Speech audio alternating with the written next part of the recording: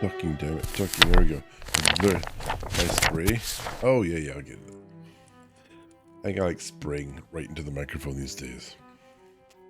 So, it's fun. It's evening. Good evening, visitors. Welcome to the library. We've had, let's see, what kind of a day did we have? We had a good day. Not a bad day. Not as busy as it could have been. We got a bunch of stuff done at work, so I'm happy with that day. I have started playing, as like becoming is it seems to be a tradition now. I have played with StreamerBot once again.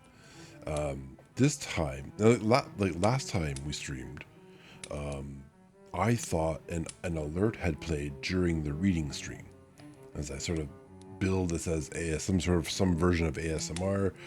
We wish to sort of, discourage that in the middle of the book. Right now, it's audible, but when I change scenes, if it goes to the reading scene, which we'll go to after I'm done rambling, the old man ramble part, which reminds me I haven't updated the stream details, but that's not the end of the world, as we are replicating. See, Valana, that would have been a better thing to remind me of my other obligations.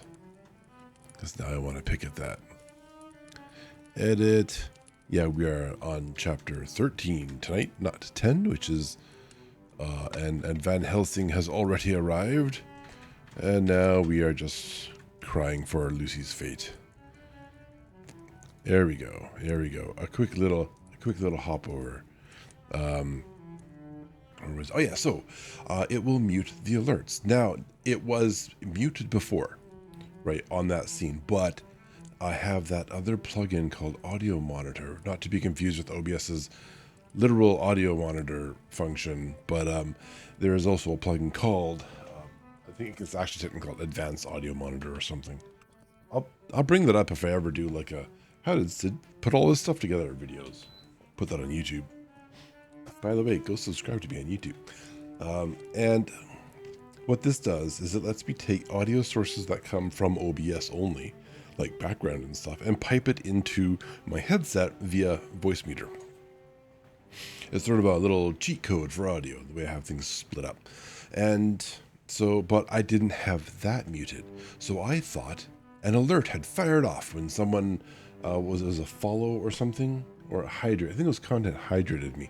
And so that sounds bad, but yeah, you know what it is. It's about VTuber culture. I had a drink, and that fired off the alert, and I heard it and go, oh dear, that's alarming. Sorry about that. And my wife upstairs, Valana, was talking to her afterwards, and she was saying, I didn't know what the hell you're talking about because I didn't hear anything. So yay. But that's I have fixed that. I haven't tested the fix, but I have fixed that.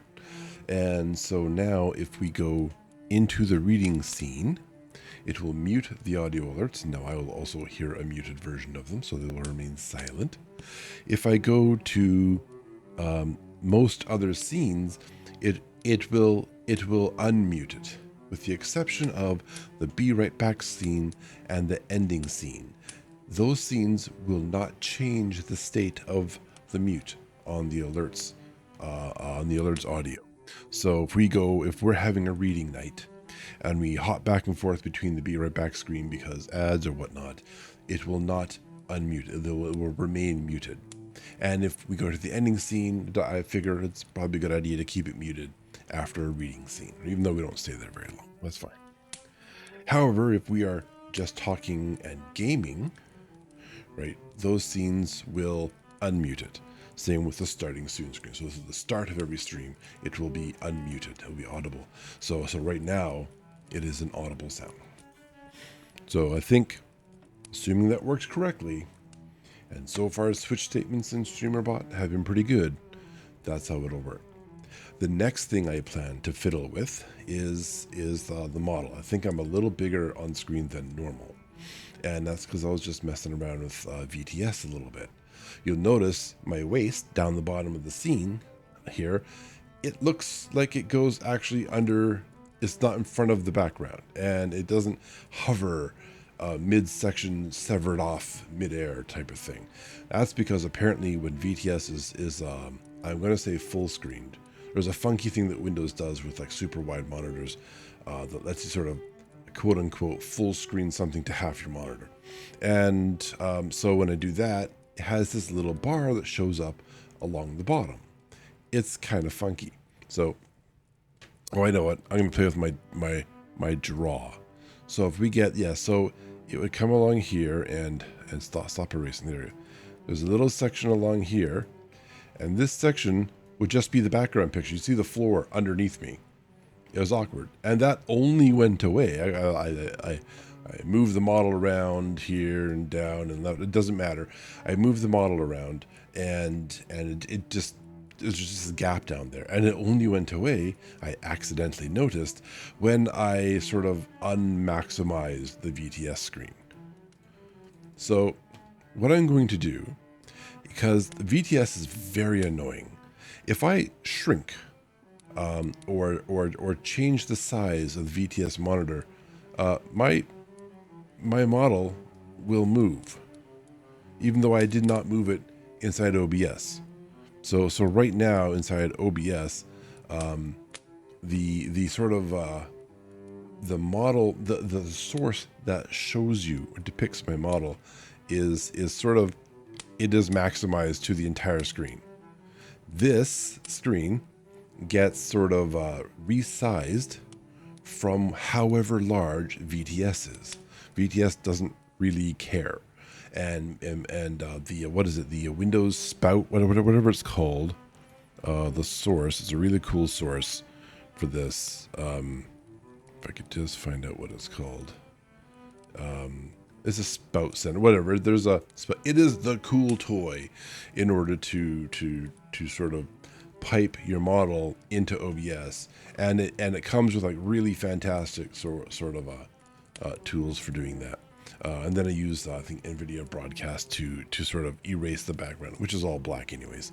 In fact, you can probably see little shades of black around here, but because they're black on a fairly dark model with the hair and the coat and whatnot, they I am having fun. Yeah, I can play, I can draw. This is my artistic talent too. This is about the level you'll ever see from me, tracing myself. But yeah, so what I'm going to do, because StreamerBot can move models around. It can manipulate things in VTS. That's how we have the band hammer, right? Maybe some people don't remember the band hammer or the bonk hammer. Is that a redeem now? Is it? No, it's not a redeem. It's just this. It's just a command, bonk, and that'll come up there. And apparently I bonked nothing. I didn't realize I could have a command that broken. So yeah, if you're gonna bonk someone, maybe make sure you put a name in there. Maybe I should have it self bonk if there's no target. That'd be something. I'm gonna put that on my list of things to do.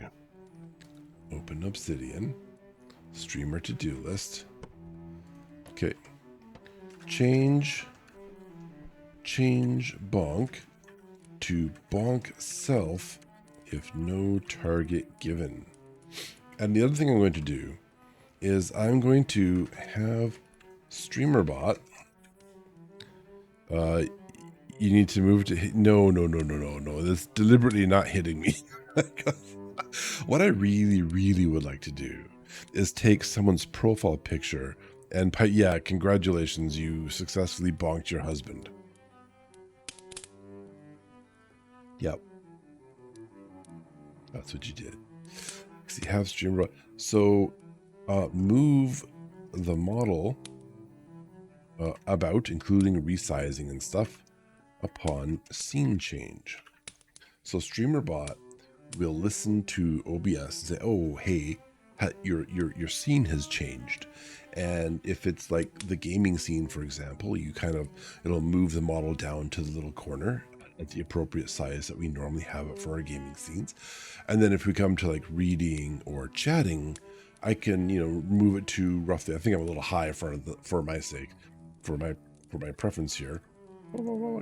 And so I can just click and drag. There, I think that's a little bit better. And yeah, they can just move it here. And VTS, I can't touch the aspects. I can't touch the aspects ratio, and I don't know how to get it to resize to a very specific aspect ratio, which is the comes back to the problem of like, where do I actually end up in OBS when I move it around? Maybe I care about this far more than other people. Maybe people are just like, oh, my model's in the wrong spot, move it around. Great, we're moving on with life. Not me. Nope. I'm nitpicky. So I will be doing that. And then also opens up the opportunity. I know a lot of YouTubers like to like zoom their face in and move around and stuff, and I can tie that into actions buttons on like the Stream Deck here, so I can kind of play around with that, do some funky things perhaps, and then have a good time that way. That's all good stuff, right? I think that's good stuff. Yeah, that's cool. We've been watching at night. Valana and I sit on the couch, and we have the TV in front of us, and we eat our dinner, or we cuddle with the kitty cats, and then we watch shows on YouTube. Largely speaking, sometimes we're trying to get through a few anime series or seasons, I suppose.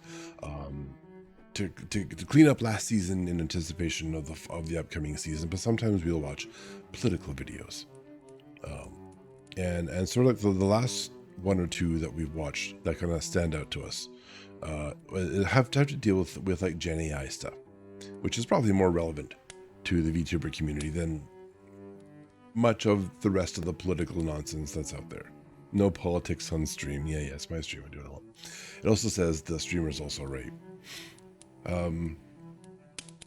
But what was the name? I can never pronounce it. There is a German name stream, like amazing science these guys do. It translates to like in a nutshell, right? Really super awesome group. I recommend everyone go watch them. Valana, can you type that out? Can I type that out? Yeah. Dot. Kurzkazats. Okay, that sounds really close. I'll leave it at that. Kurzkazats. Go check those guys out. They do amazing work, and kind of they did an evaluation on kind of how Gen AI and LLMs, all that kind of jazz, are sort of changing our internet, our world, and even like our culture at a very, very sort of grounded level. And just like it brought into mind the thought that Gen AI is basically poison. It's poison for our culture. And like today I was having a conversation with Valana. It made me think, remember all the sci-fi, all like the fiction. Actually just sci-fi. Yeah, not really fantasy so much. But not just fiction, but studies and theories and ideas and papers and like thought pieces that have been published throughout our history, modern history, really. I suppose fairly recent stuff. AI is a relatively brand new thank you for the link. That's an approved link. I approve that. youtube.com/@Kurzgazette. Yeah, absolutely. Go check out their stuff. They do awesome work. Real kind of like science people who look into things and fact check. You know, that thing that news organizations are supposed to do. Yeah, that. Only for real. And it got me to think, yeah, so this fiction and stories and papers and studies and lots of smart people at universities thinking about the subject material and being concerned about it. And there's all these estimations. How will AI affect humanity and the future of our planet? And everything from they will destroy us, a lot of video game content around that, to they will elevate us to the next stage, the next age of humanity. They will usher in a utopia. No one will have to work. Everyone will be healthy, and science will leap forward in bounds, and we will be unstoppable. We will populate the galaxy because AI aided us. And that's the sales pitch. AI is going to make it all better. But then we let capitalism take it. And now, you see, capitalism, it's a tool. It's good for what it does, what it's supposed to do.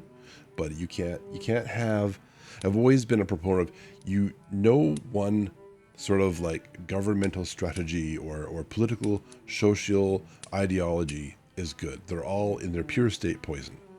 You have to mix and match kind of idea. You have to have several of them to control and balance one another. Then you got like a healthy system going on, right? Capitalism is good as an economy driver, but it's selfish and greedy. It has to. It is the Dracula to our internet, Lucy. maybe.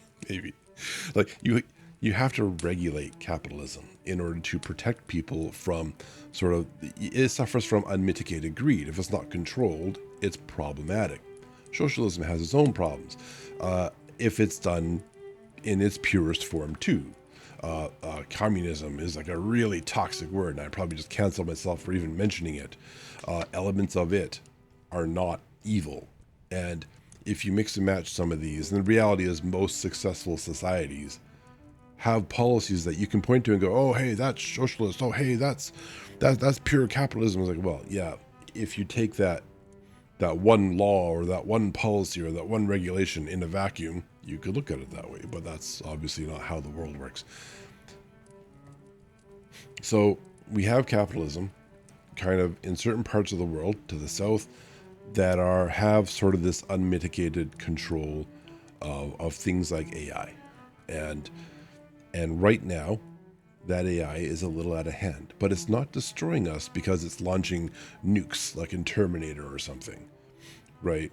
It's kind of different. I don't think I've ever heard of a story where AI poisons our culture and takes away our humanity kind of one inch at a time. And that's kind of what the Gen AI thing is doing, right? And what was the example they used? They did a thing. They did a study on brown dwarfs, right? And then they went online and they got the pro accounts for all these different LLMs and stuff. And they said, hey, like ChatGPT is an LLM for anyone who doesn't. Large language model is what it stands for. It's all of the Gen AI stuff that you have a conversation with or goes and does research for you. In this case, they bought the pro versions of all of these. They got an account and they went and said, hey, give us, a script or whatever, a story about brown dwarfs. And it went out, and most of them turned out, what did they say, 80%? They got 80% right, and it was almost entirely their own work that they did on that study beforehand. But 20% they couldn't find, right? 20% of the content they couldn't reference. It made it up. I've often heard the term Gen AI hallucinates information to make you quote unquote happy. If you've ever used it, or if perhaps you've heard the story, people would ask AI a question, it would give them an answer. You happen to know it's wrong. You would call it out and it would say, "Oh, sorry, you're right. I won't do that again. Here's this other answer."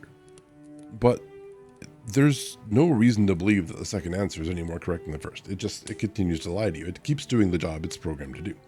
It's not really lying. It's just hallucinating wrong answers. And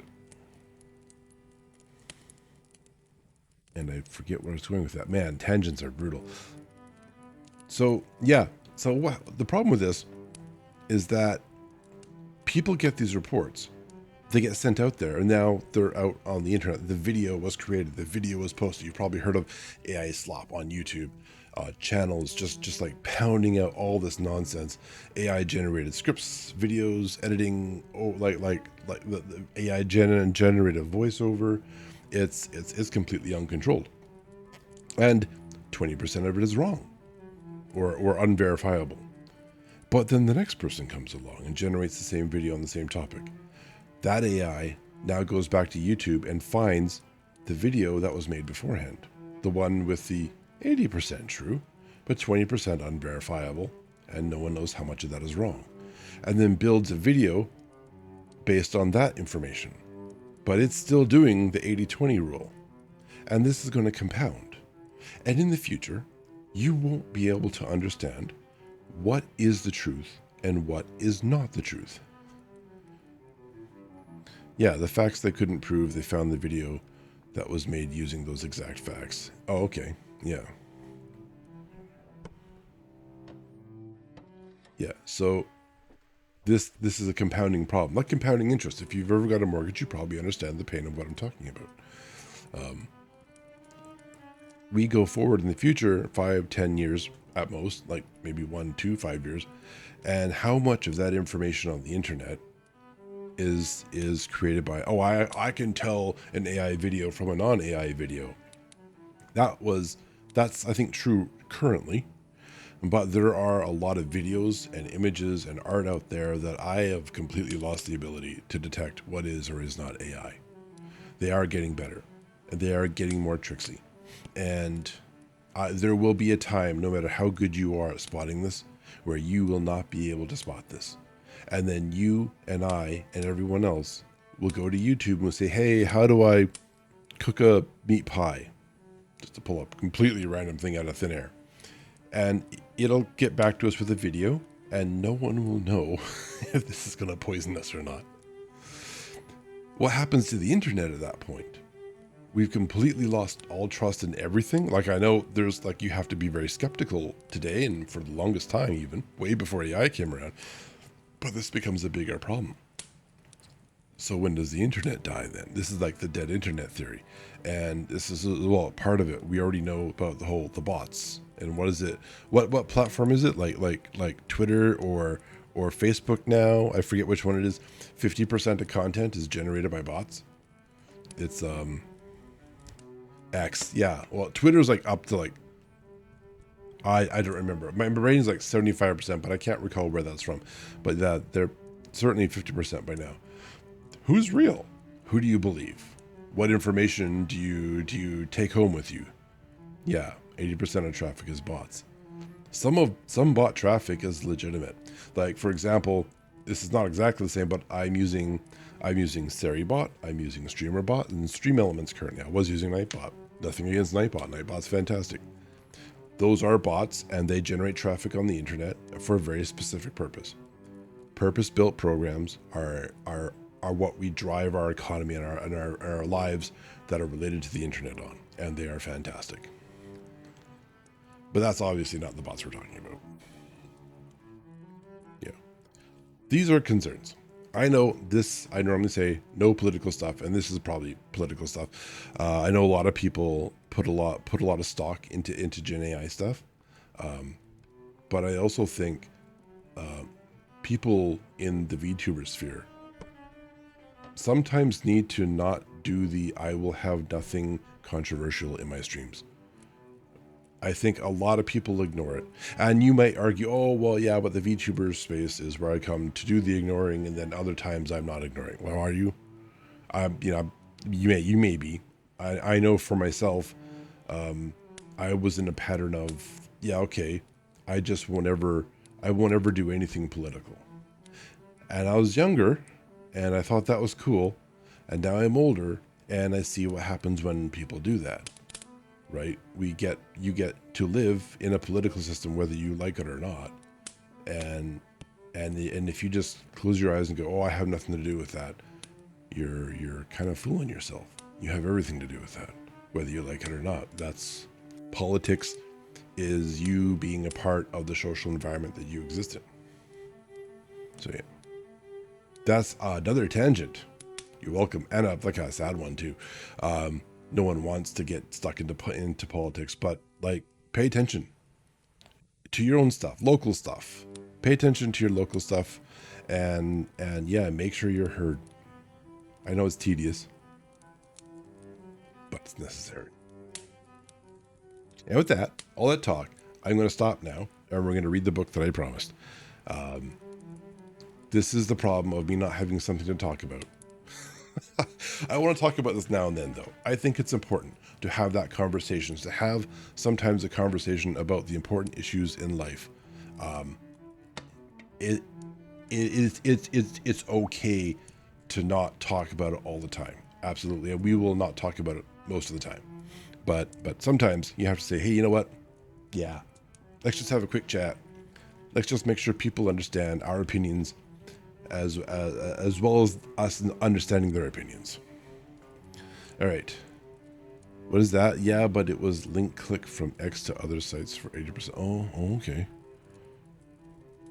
Click from X to other sites for 80%. I think I vaguely understand what you're saying. From dead internet to dead Lucy. Look, Lucy may be dead, but I suspect she's still moving. I ordered more on my throat spray.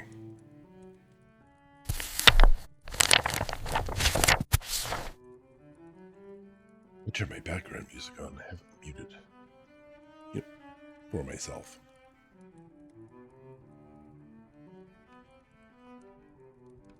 I heard you laughing from downstairs, woman. Oh, God, I see that. Yep, never mind. This is what I mean. This is why. Okay, let's. That's so stupid looking. It's month. It's appropriate for the month. Yeah. Okay, let's go. Looks like I need. Where's my L2 model? Here we go. Attach that. The thing is, you probably can't see it. The library is still loading.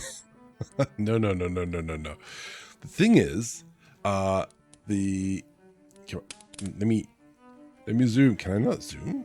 Can I not zoom if I'm live? That's some bullshit.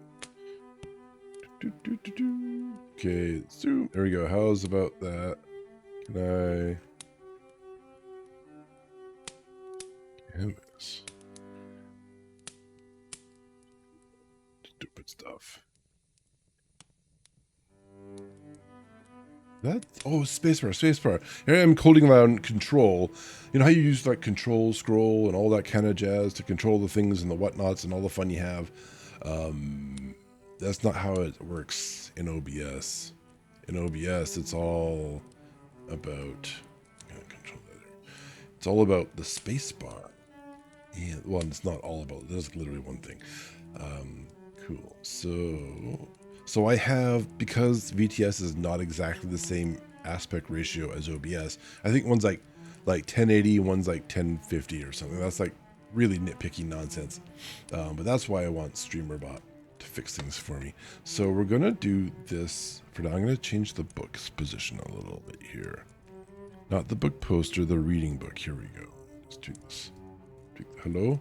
Can I? Oh, I have to click on that too. Okay, let's go. Here we go. Now I can look straight down instead of at the audience. All right. My wife, Valana, sits upstairs, and she laughed so hard I could hear her downstairs through my headset. Oh, now, of course, there's not that much noise coming through my headset, but still, it's an odd thing to hear. The library is still loading, but okay. Let's see. Shall we start? I think we should. I think everything's in order now. All right, cool. Let us begin. Chapter 13. Dr. Seward's Diary continued. Please listen to the last stream for the previous section of this now continued section. The funeral was arranged for the next succeeding day, so that Lucy and her mother might be buried together. I attended to all the ghastly formalities, and the urban undertaker proved that his staff were afflicted or blessed with something of his own obsequious. No. Obsequious. Again, suavity. They were slick. The undertaker proved that his staff were afflicted or blessed with something of his own slickness. They were really good, I guess. Even the woman who performed the last offices for the dead remarked to me in a confidential, rather professional way, when she had come out from the death chamber. She makes a very beautiful corpse, sir. It's quite a privilege to attend on her. It's not too much to say that she will do credit to our establishment. I love how all the heroines in all the books we've read are only the most beautiful of women. The angelic epiphany of beauty and humanity, or something. I noticed that Van Helsing never kept far away. This was possible from the disordered state of things in the household. They are fantasy. That's true. They are fantasy. There were no relatives at hand, and as Arthur had to be back the next day to attend at his father's funeral, we were unable to notify anyone who should have been bidden.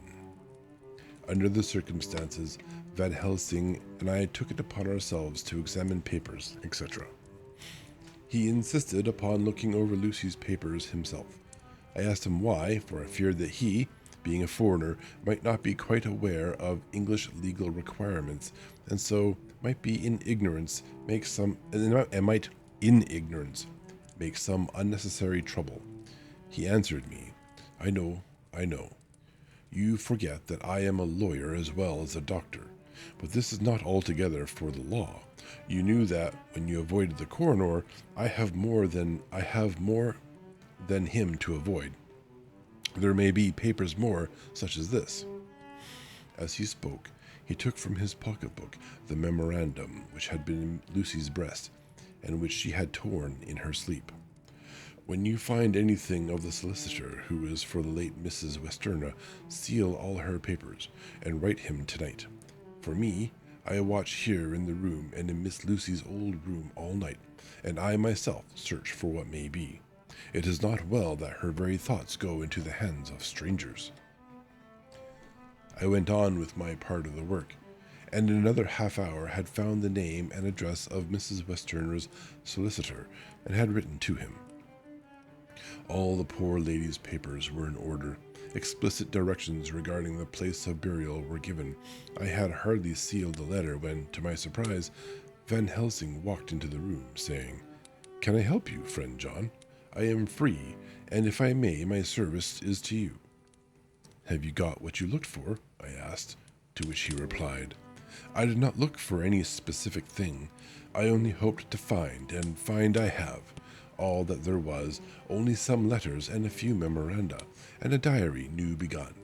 But I have them here, and we shall for the present say nothing of them. I shall see that poor lad tomorrow evening, and, with his sanction, I shall use some.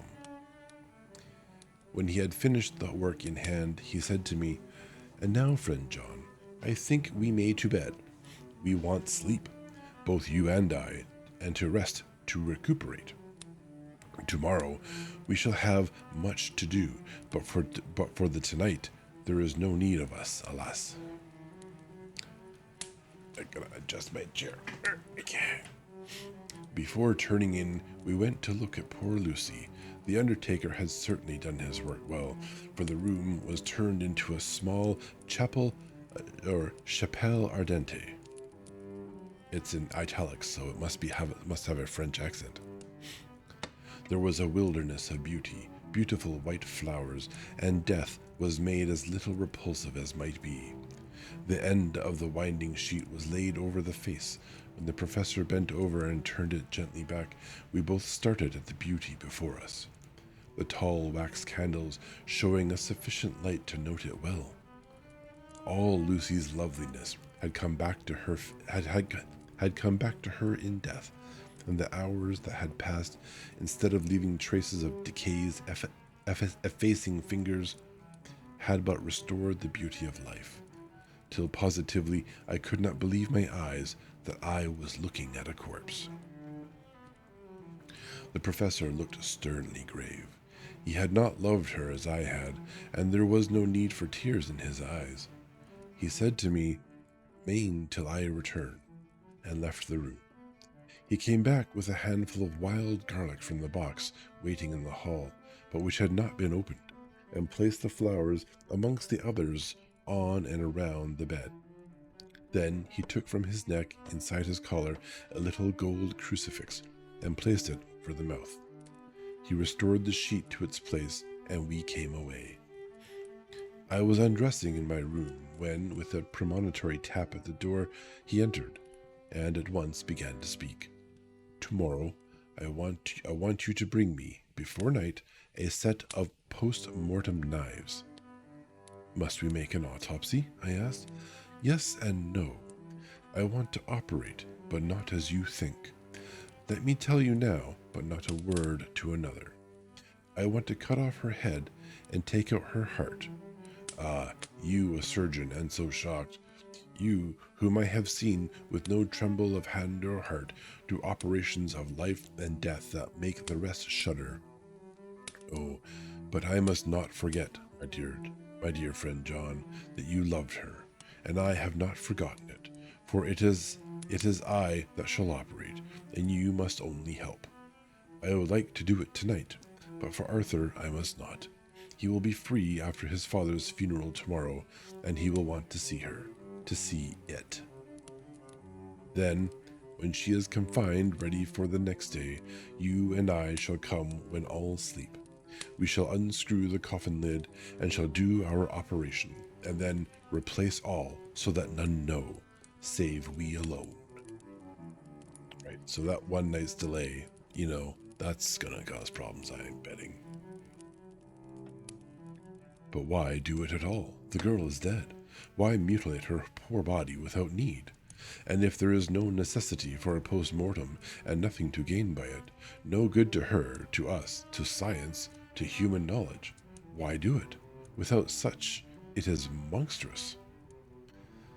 For answer, he put his hand on my shoulder and said, with infinite tenderness, Friend John, I pity your poor bleeding heart, and I love you the more because it does so bleed.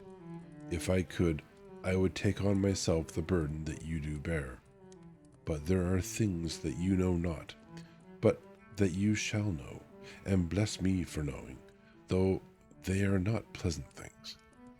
John, my child, you have been my friend, and now many years, and yet did you ever know me to do any without good cause? I may err, I am but man, but I believe in all I do. Was it not for these causes that you sent for me when the great trouble came? Yes. Were you not amazed, nay horrified, when I would not let Arthur kiss his love, though she was dying, and snatched him away by all my strength? Yes, and yet you saw how she thanked me. With her so beautiful dying eyes, her voice too so weak, and she kissed my rough old hand and blessed me. Yes, and did you not hear me swear promise to her, so she closed her eyes grateful? Yes. He's answering questions. These are all questions. I think I'm getting the intonation wrong. Well, I have good reason now for all I want to do. You have for many years trusted me. You have believed me weeks past, when there be things so strange that you might have well doubt. Believe me yet a little, friend John. If you trust me not, then I must tell what I think, and that is not perhaps well. And if I work I shall, no matter trust or no trust, without my friend trust in me, I work with heavy heart and feel, oh, so lonely when I want all help and courage that may be. He paused a moment and went on solemnly. Friend John, there are strange and terrible days before us. Let us not be two, but one, that so we work to a good end. Will you not have faith in me? I took his hand and promised him. I held my door open as he went away and watched him go into his room and close the door. As I stood without moving, I saw one of the maids pass silently along the passage. She had her back towards me, so did not see me, and go into the room where Lucy lay. The sight touched me. Devotion is so rare, and we are so grateful to those who show it unasked to those we love. Here was a poor girl putting aside the terrors which she naturally had of death to go watch alone by the bier of the mistress whom she loved, so that the poor clay might not be lonely till laid to eternal rest. Tongue trips over the strangest words, I guess. I must have slept long and soundly. Oh, we have a deer fact. Gwen is talking about deers. Some deer species migrate long distances seasonally to find food in suitable weather conditions. Caribou make some of the longest migrations, traveling over 3,000 miles annually. Yeah. No kilometers, though, so that must be quick. I must have slept long and soundly, for it was broad daylight when Van Helsing waked me by coming into my room. He came over to my bedside, and said, "You need not trouble about the knives. We shall not do it." "Why not?" I asked, for his solemnity of the night before had greatly impressed me. "Because," he said sternly, "it is too late, or too early. See." Here he held up the little golden crucifix. "This was stolen in the night." "How stolen?" We just literally saw how. I asked in wonder, "Since you have it now." "Because I get it back from the worthless wretch who stole it, from the woman who robbed the dead and the living. Her punishment will surely come, but not through me. She knew not altogether what she did, and thus unknowing, she only stole. Now we must wait." He went away on the word, leaving me with a new mystery to think of, a new puzzle to grapple with. The forenoon was a dreary time, but at noon the solicitor came, Mr. Marquand of Holman, sons Marquand and Litterdale. He was very genial and very appreciative of what we had done, and took off our hands all cares as to details. During lunch, he told us that Mrs. Westenra had for some time expected sudden death from her heart, and had put her affairs in absolute order. He informed us that, with the exception of a certain entailed property of Lucy's father's, which now, in default of direct issue, went back to a distant branch of the family, the whole estate, real and personal, was left absolutely to Arthur Holmwood. When he had told us so much, he went on. "Frankly, we did our best to prevent such a testamentary disposition, and pointed out certain contingencies that might leave her daughter either penniless or not so free as she should be to act regarding a matrimonial alliance. Indeed, we pressed the matter so far that we almost came into collision, for she asked us if we were or were not prepared to carry out her wishes. Of course, we had then no alternative but to accept. We were right in principle, and 99 times out of 100 we should have proved, by the logic of events, the accuracy of our judgment. Friend, someone has died. This is not the time to argue over words with people who can't argue back. Frankly, however, I must admit that in this case, any other form of disposition would have rendered impossible the carrying out of her wishes. For by her predeceasing her daughter, the latter would have come into possession of the property, and even had she only survived her mother by 5 minutes, her property would, in case there were no will, and a will was practically impossible in such a case, have been treated at her decease as under intestacy. Intestacy, yeah. In which case, Lord Godalming, though so dear a friend, would have had no claim in the world, and the inheritors, being remote, would not be likely to abandon their just rights for sentimental reasons regarding an entire stranger. I assure you, my dear sirs, I am rejoiced at the result, perfectly rejoiced." He was a good fellow, but his rejoicing at the one little part in which he was officially interested of so great a tragedy was an object lesson in the limitations of sympathetic understanding. He did not remain long, but said he would look in later in the day and see Lord Godalming. That was the end of the sentence. He would look in later in the day and see Lord Godalming. His coming, however, had been a certain comfort to us, since it assured us that we should not have to dread hostile criticism as to any of our acts. Arthur was expected at 5 o'clock, so a little before that time we visited the death chamber. It was so in very truth, for now both mother and daughter. It was so in very truth. For now, both mother and daughter lay. Is now even more so a death chamber, I guess. Yes. The undertaker, true to his craft, had made the best display he could of his goods, and there was a mortuary air about the place that lowered our spirits at once.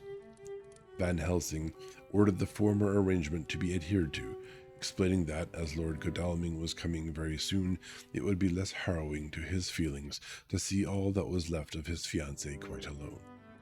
The undertaker seemed shocked at his own stupidity and exerted himself to restore things to the condition in which we left them the night before, so that when Arthur came, such shocks to his feelings as we could avoid were saved. It's very thoughtful. Poor fellow. He looked desperately sad and broken. Even his stalwart manhood seemed to have shrunk somewhat under the strain of his much tired emotions. He had, I knew, been very genuinely and devotedly attached to his father, and to lose him, and at such a time, was a bitter blow to him. Like, for real, that guy lost his father, his wife, and his mother-in-law in like 2 nights, I think? Like 1 or 2 nights. That is not a good year. And I immediately lost track of where I was. Seriously, where am I? A bitter blow to him. Okay, there we go. With me, he was warm as ever, and to Van Helsing he was sweetly courteous. But I could not help seeing that there was some constraint within him. The professor noticed it too, and motioned me to bring him upstairs. I did so, and left him at the door of the room, as I felt he would like to be quite alone with her. But he took my arm and led me in, saying huskily, "You loved her too, old fellow. She told me all about it. And there was no friend had a closer place in her heart than you. I don't know how to thank you for all you have done for her. I can't think yet." Here, he suddenly broke down and threw his arms round my shoulders and laid his head on my breast, crying, "Oh, Jack, Jack, what shall I do? The whole of life seems gone from me all at once, and there is nothing in the wide world for me to live for." I comforted him as well as I could. In such cases, men do not need much expression. A grip of the hand, the tightening of an arm over the shoulder, a sob in unison, are expressions of sympathy dear to a man's heart. I stood still and silent till his sobs died away, and then I said softly to him, "Come and look at her." Together, we moved over to the bed, and I lifted the lawn from her face. God, how beautiful she was. Every hour seemed to be enhancing her loveliness. It frightened and amazed me somewhat, and as for Arthur, he fell a trembling and finally was shaken with doubt, as with ague. As with an ague. I don't know what an ague is. At last, after a long pause, he said to me in a faint whisper, "Jack, is she really dead?" I assured him sadly that it was so, and went on to suggest, for I felt that such a horrible doubt should not have life for a moment longer than I could help it, that it often happened that after death, faces became softened and even resolved into their youthful beauty. This was especially so when death had been preceded by any acute or prolonged suffering. It seemed to quite do away with any doubt, and after kneeling beside the couch for a while and looking at her lovingly and long, he turned aside. I told him that must be goodbye, as the coffin had to be prepared. So he went back and took her dead hand in his and kissed it, and bent over and kissed her forehead. He came away, fondly looking back over his shoulder at her as he came. I left him in the drawing room and told Van Helsing that he had said goodbye, so the latter went to the kitchen to tell the undertaker's men to proceed with the preparations and to screw up the coffin. When he came out of the room again, I told him of Arthur's question, and he replied, "I am not surprised. Just now I doubted for a moment myself." We all dined together, and I could see that poor Art was trying to make the best of things. Van Helsing had been silent all dinner time, but when we had lit our cigars, he said, "Lord," but Arthur interrupted him. "No, no, not that. For God's sakes. Not yet at any rate. Forgive me, sir. I did not mean to speak offensively. It is only because my loss is so recent." The professor answered very sweetly, "I only used that name because I was in doubt. I must not call you Mr., and I have grown to love you. Yes, my dear boy, to love you, as Arthur." Arthur held out his hand and took the old man's warmly. "Call me what you will," he said. "I hope I may always have the title of a friend. And let me say that I am at a loss for words to thank you for your goodness to my poor dear." He paused a moment and went on. "I know that she understood your goodness even better than I do, and if I was rude or in any way wanting at that time you acted so, you remember." Professor nodded. "You must forgive me," he answered with a grave kindness. "I know it was hard for you to quite trust me then, for to trust such violence needs to understand, and I take it that you do not, that you cannot trust me now, for you do not yet understand." That must have been when he pulled him back from Lucy for a kiss. "And there may be more times when I shall want you to trust when you cannot, and may not, and must not yet understand. But the time will come when your trust shall be whole and complete in me, and when you shall understand as though the sunlight himself shone through. Then you shall bless me from first to last for your own sake, and for the sake of others, and for her dear sake to whom I swore to protect." You know, there's been a little bit of a theme with respect to trust, and I have a bit of a problem with it. You want someone to trust you. You have to be forthright with them. Don't just take someone at their word with no reason. Like I get that this guy's doing some work, and maybe by now he's earned a little trust, but that's how they kind of started off with, right? It's like he's a little too trusting. So we have ads in 2 or 3 minutes. Sorry. "And indeed, sir," said Arthur warmly, "I shall in all ways trust you. I know and believe you have a very noble heart, and you are Jack's friend, and you are hers. You shall do what you like. Trust I do these things for reasons that I will not share." Yeah, that's kind of like right now in our world, probably one of the problems that's going on. Like, too much trust. And also not enough trust. Trust in the wrong people is probably a better way to put that. The professor cleared his throat a couple of times, as though about to speak, and finally said, "May I ask you something now?" "Certainly." We have our 1-minute timer. Exciting. It's the timer of 1 minute. I'm going to do that and this. Here we go. "You know that Mrs. Westenra left you all her property?" "No, poor dear, I never thought of it." "And as it is all yours, you have a right to deal with it as you will. I want you to give me permission to read all Miss Lucy's papers and letters. Believe me, it is no idle curiosity. I have a motive of which, be sure, she would have approved."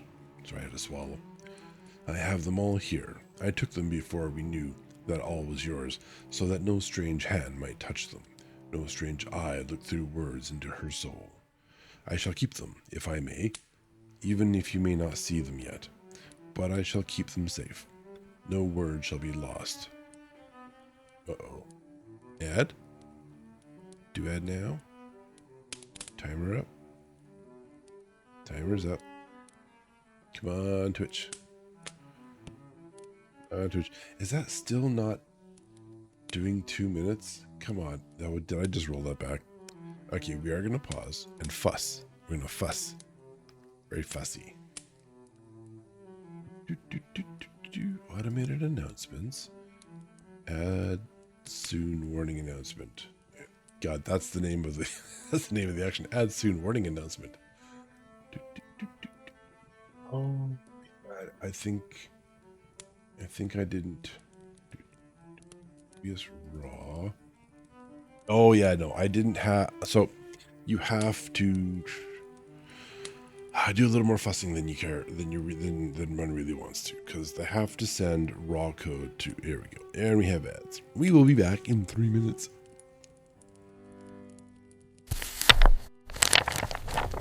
We are back from ads. Welcome back.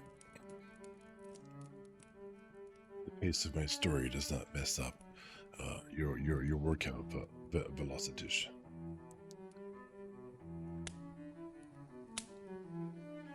You'd have to tell me how to pronounce your name, probably one day.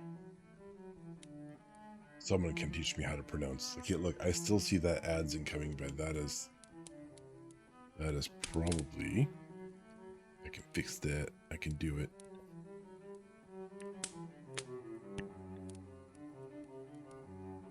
Filters. Away it goes. Here we go.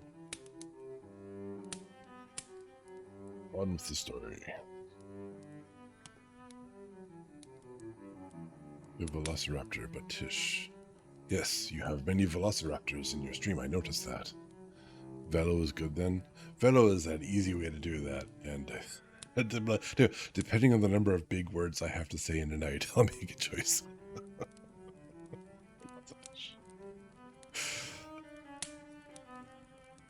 Let's see. Oh yes, Van Helsing is talking about the papers. I have... Yeah, totally fair, yeah, right. I have them all here. I took them before. We knew that... Oh, hang on, I've said this part already. Oh yeah, no, okay, I'll try and show... No word shall be lost, and in the good time I shall give them back to you. It is a hard thing I ask, but you will do it, will you not? For Lucy's sake. Lucy's dead, bro. Arthur spoke out heartily, like his old self. Dr. Van Helsing, you may do what you will. I feel that in saying this, I am doing what my dear one would have approved. I shall not trouble you with questions till the time comes. The old professor stood up as he said solemnly, and you are right. There will be pain for us all, but it will not be all pain, nor will this pain be the last. We and you too, you most of all, my dear boy, will have to pass through the bitter water before we reach the sweet. But we must be brave of heart and unselfish, and do our duty, and all will be well. I slept on a sofa in Arthur's room that night. Van Helsing did not go to bed at all. He went to and fro as if patrolling the house, and was never out of sight of the room where Lucy lay in her coffin, strewn with wild garlic flowers, which sent, through the odor of lily and rose, a heavy, overpowering smell into the night. Mina Harker's Journal, 22 September. In the train to Executor, Jonathan sleeping. It seems only yesterday that the last entry was made, and yet how much between then, in Whitby and all the world before me, Jonathan away and no news of him, and now married to Jonathan. Jonathan a solicitor, a partner, rich, master of his business. Mr. Hawkins dead and buried, and Jonathan with another attack that may harm him. Some day he may ask me about it. God, this is all over the place. Down it all goes. I am rusty in my shorthand. See what unexpected prosperity does for us. So it may be as well to freshen it up again with an exercise anyhow. That's right, they knew how to write to each other in shorthand, to confuse the enemy. The service was very simple and very solemn. There were only ourselves and the servants there. 1 or 2 old friends of his from Executor, his London agent, and a gentleman representing Sir John Paxton, the president of the Incorporated Law Society.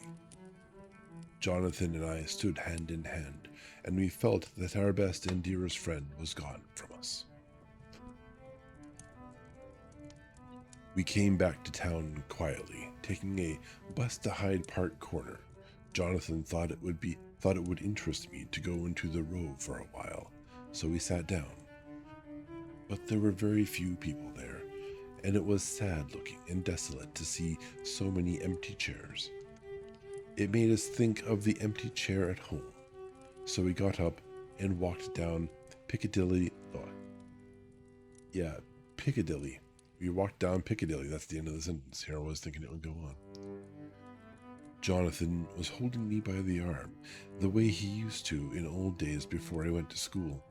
I felt it very improper, for you can't go on for some years teaching etiquette and decorum to other girls without the pedantry of it biting into yourself a bit.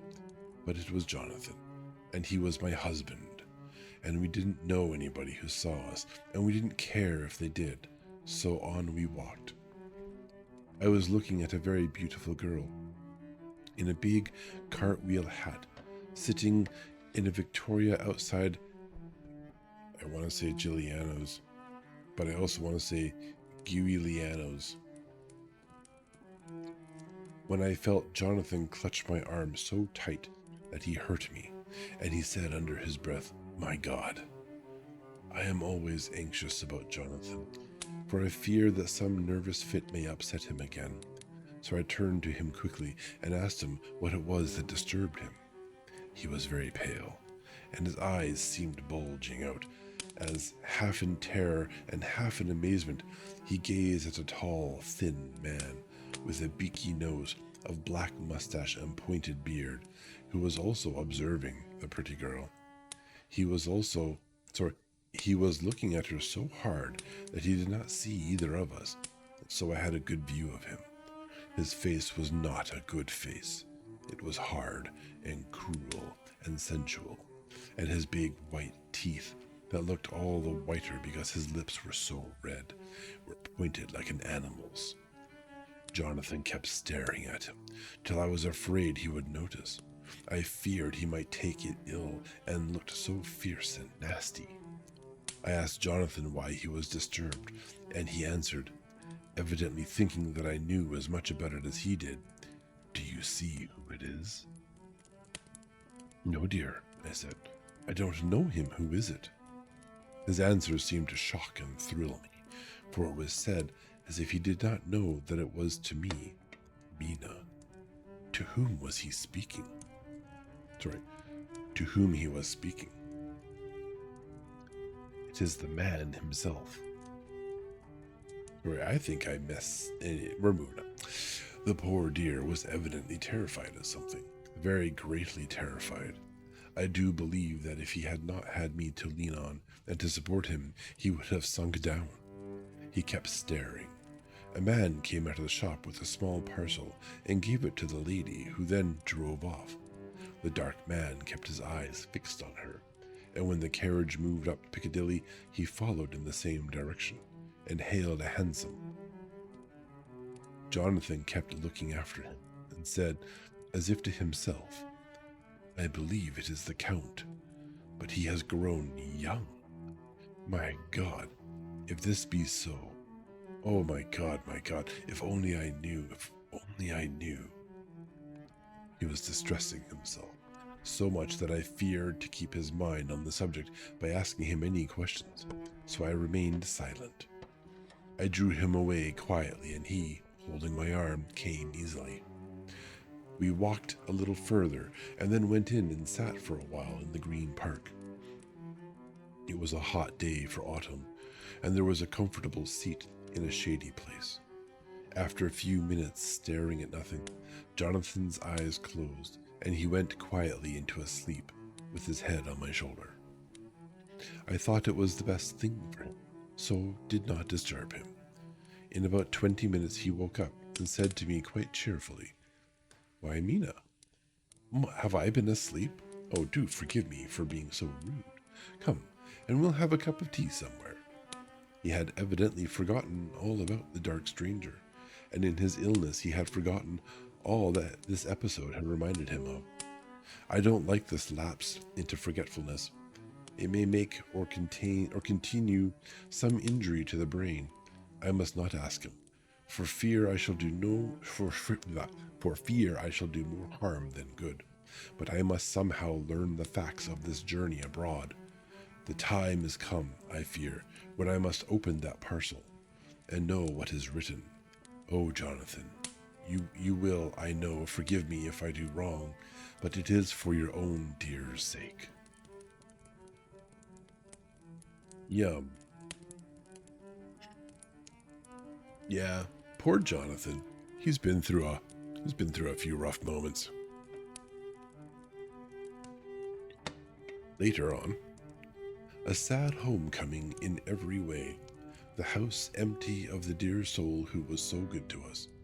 Jonathan still pale and dizzy under a slight relapse of his malady, and now a telegram from Van Helsing, whoever he may be.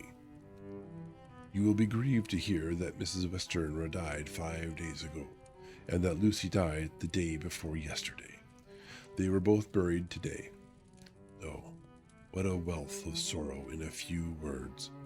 Poor Mrs. Westenra, poor Lucy, gone never to return to us, and poor Arthur, to have lost such sweetness out of his life. God help us all to bear our troubles.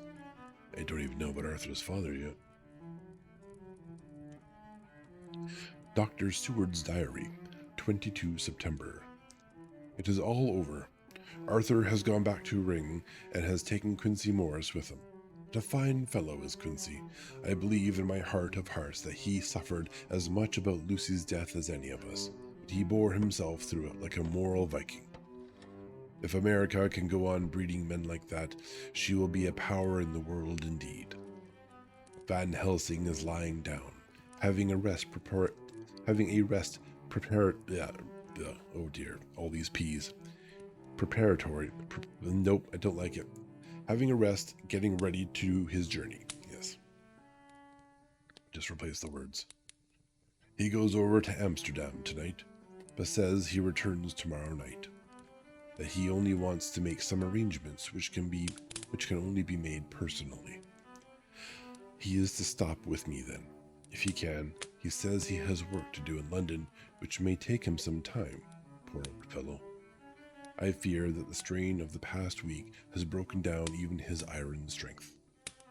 All the time, small text, all the time of the burial he was, I could see, putting some terrible restraint on himself. When it was all over, we were standing beside Arthur, who, poor fellow, was speaking of his part in the operation where his blood had been transfused to his Lucy's veins. I could see Van Helsing's face grow white and purple by turns. Arthur was saying that he felt since then as if they two had been really married, and that she was his wife in the sight of God. None of us said a word of the other operations, and none of us ever shall.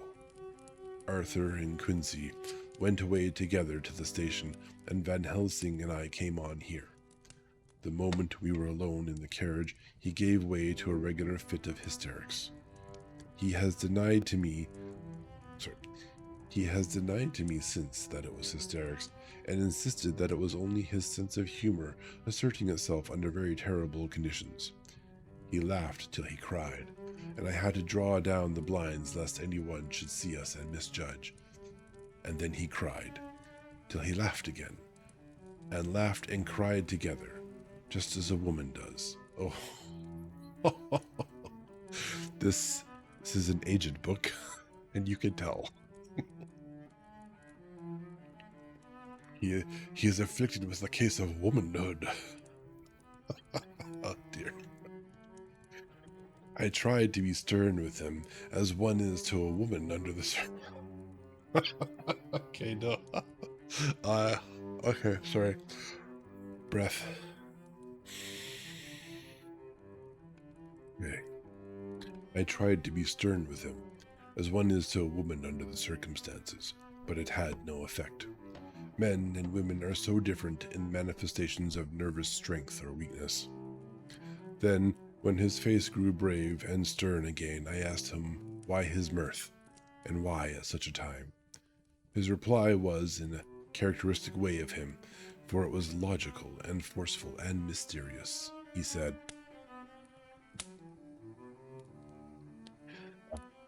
"You don't comprehend, friend John. Do not think that I am not sad, though I laugh. See, I have cried even when the laugh did choke me. But no more think that I am all sorry when I cry. For the laugh he came just the same. Keep it always with you, that laughter, who knock at your door and say, 'May I come in?' It is not the true laughter. No, he is a king, and he come when and how he like. He ask no person. He choose no time of suitability. He say, 'I am here. Behold, an example. I grieve my heart out for that so sweet young girl. I give my blood for her, though I am old and worn. I give my time, my skill, my sleep. I let my other sufferers want, so that she may have all. And yet I can laugh at her very grave. Laugh when the clay from the spade of the sexton drop upon her coffin and say, thud, thud, to my heart, till it send back the blood from my cheek. My heart bleed for that poor boy, that dear boy. So of the age of mine own boy had I been so blessed that he live, and with his hair and eyes the same. There, you know now why I love him so. And yet, when he say things that touch my husband heart to the quick and make my father heart yearn to him as no other man, yet not even to you, friend John, for we are more level in experiences than father and son. Yet even at such moment, King laugh, he come to me and shout and bellow in my ear, here I am, till the blood come dance back and bring some of the sunshine that he carry with him to my cheek. Oh, friend John, it is a strange world, a sad world, a world full of miseries and woes and troubles, and yet when King Laugh come, he make them all dance the tune he play. Bleeding hearts and dry bones of the churchyard and tears that burn as they fall, all dance together to the music that he make with the smileless mouth of him. And believe me, friend John, that he is good to come, and kind. We men and women are like ropes drawn tight with strain that pull us different ways. Then tears come, and, like the rain on the ropes, they brace us up, until perhaps the strain become too great, and we break.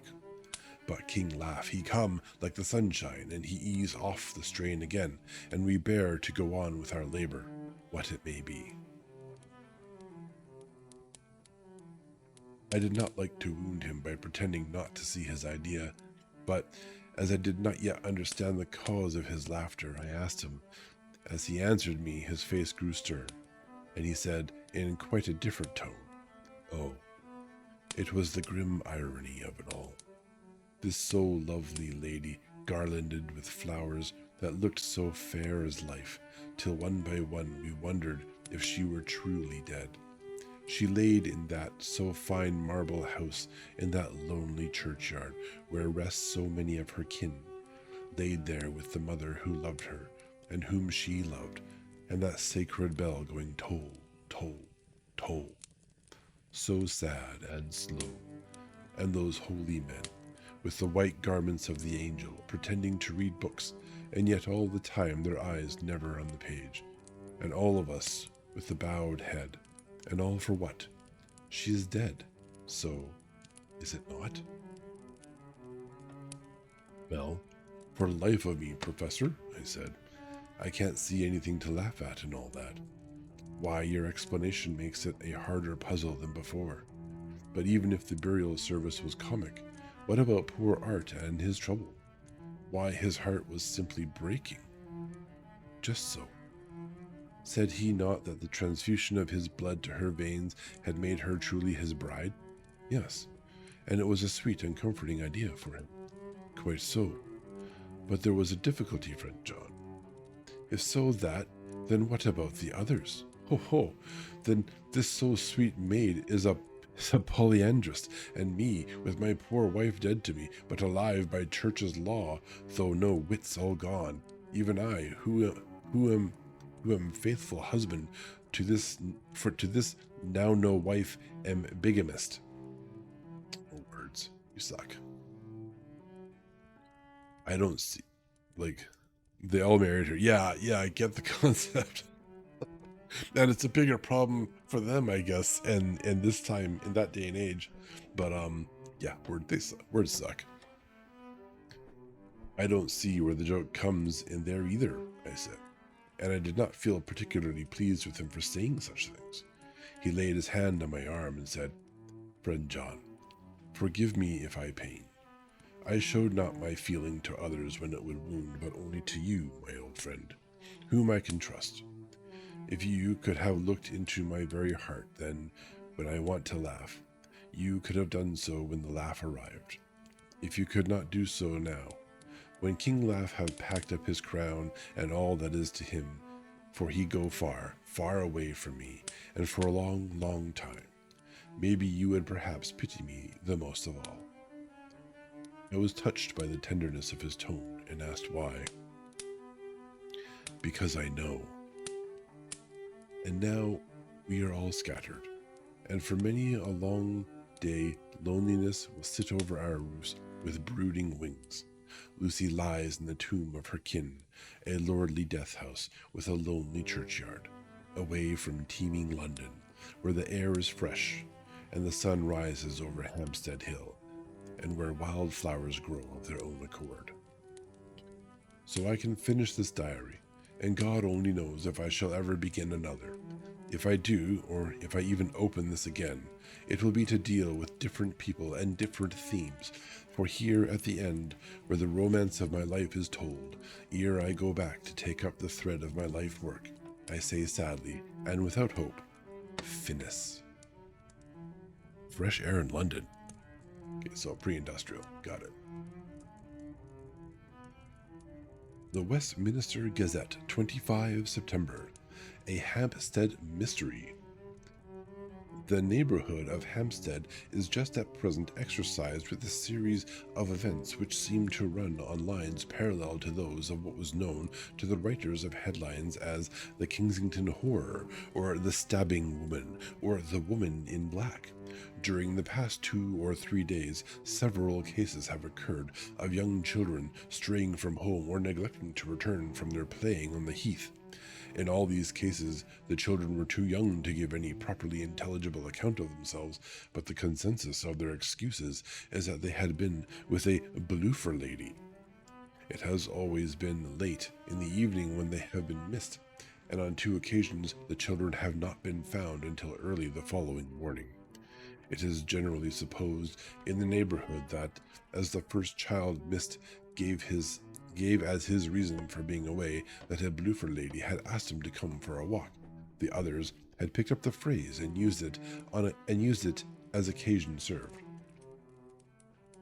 This is the more natural as... Hang on, I noticed things moved in chat. A deer fact. Didn't we just have a deer fact? White-tailed deer can run up to 30 miles per hour when escaping from predators. Deer can also jump over 8 feet high and leap distances of up to 30 feet. Wow, I'd make Gwen jealous. This is the more natural, as the favorite game of the little ones at present is luring each other away by wiles. A correspondent writes us that to see some of the tiny tots pretending to be the bloofer lady is supremely funny. Some of our caricaturists might, he says, take a lesson in the irony of grotesque by comparing the reality and the picture. It is only in accordance with general principles of human nature that the bloofer lady should be the popular role at these alfresco performances. Our correspondent naively says that Ellen Terry could not be so winningly attractive as some of these grubby-faced little children pretend, and even imagine themselves to be. There is, however, possibly a serious side to the question. for some of the children, indeed all, who have been missed at night, have been slightly torn or wounded in the throat. The wounds seem such as might be made by a rat or small dog, and although of not much importance individually, would tend to show that whatever animal inflicts them has a system or method of its own. The police of the division have been instructed to keep a sharp lookout for straying children, especially when very young, in and around Hampstead Heath, and for any stray dog which may be about. I need to sip of water.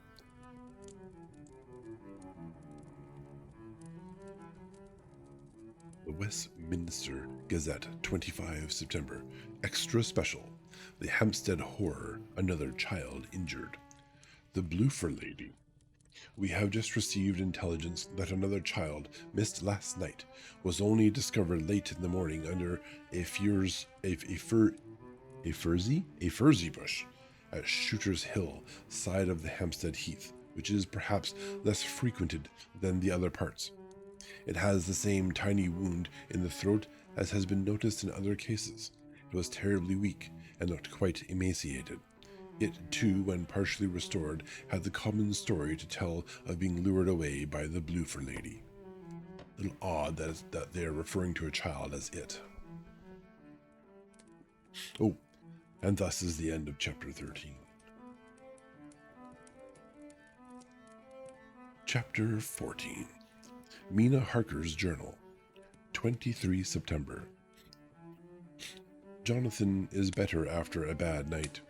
I am so glad that he has plenty of work to do, for that keeps his mind off the terrible things, and oh, I am rejoiced that he is not now weighed down with the responsibility of his new position. I knew he would be true to himself, and now how proud I am to see my Jonathan rising to the height of his advancement and keeping pace in all ways with the duties that come upon him. He will be away all day till late, for he said he could not lunch at home. My household work is done, so I shall take his foreign journal and lock myself up in my room and read it.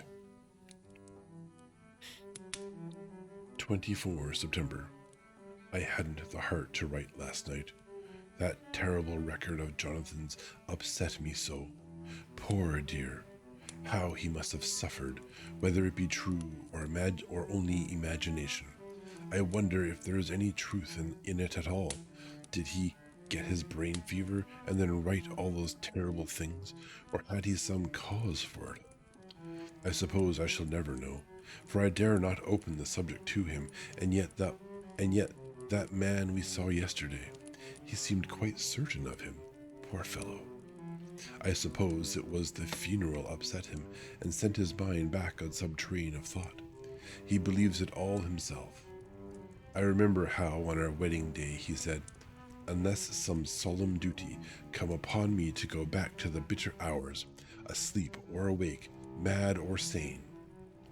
There seems to be, through it all, some thread of continuity. That fearful Count was coming to London.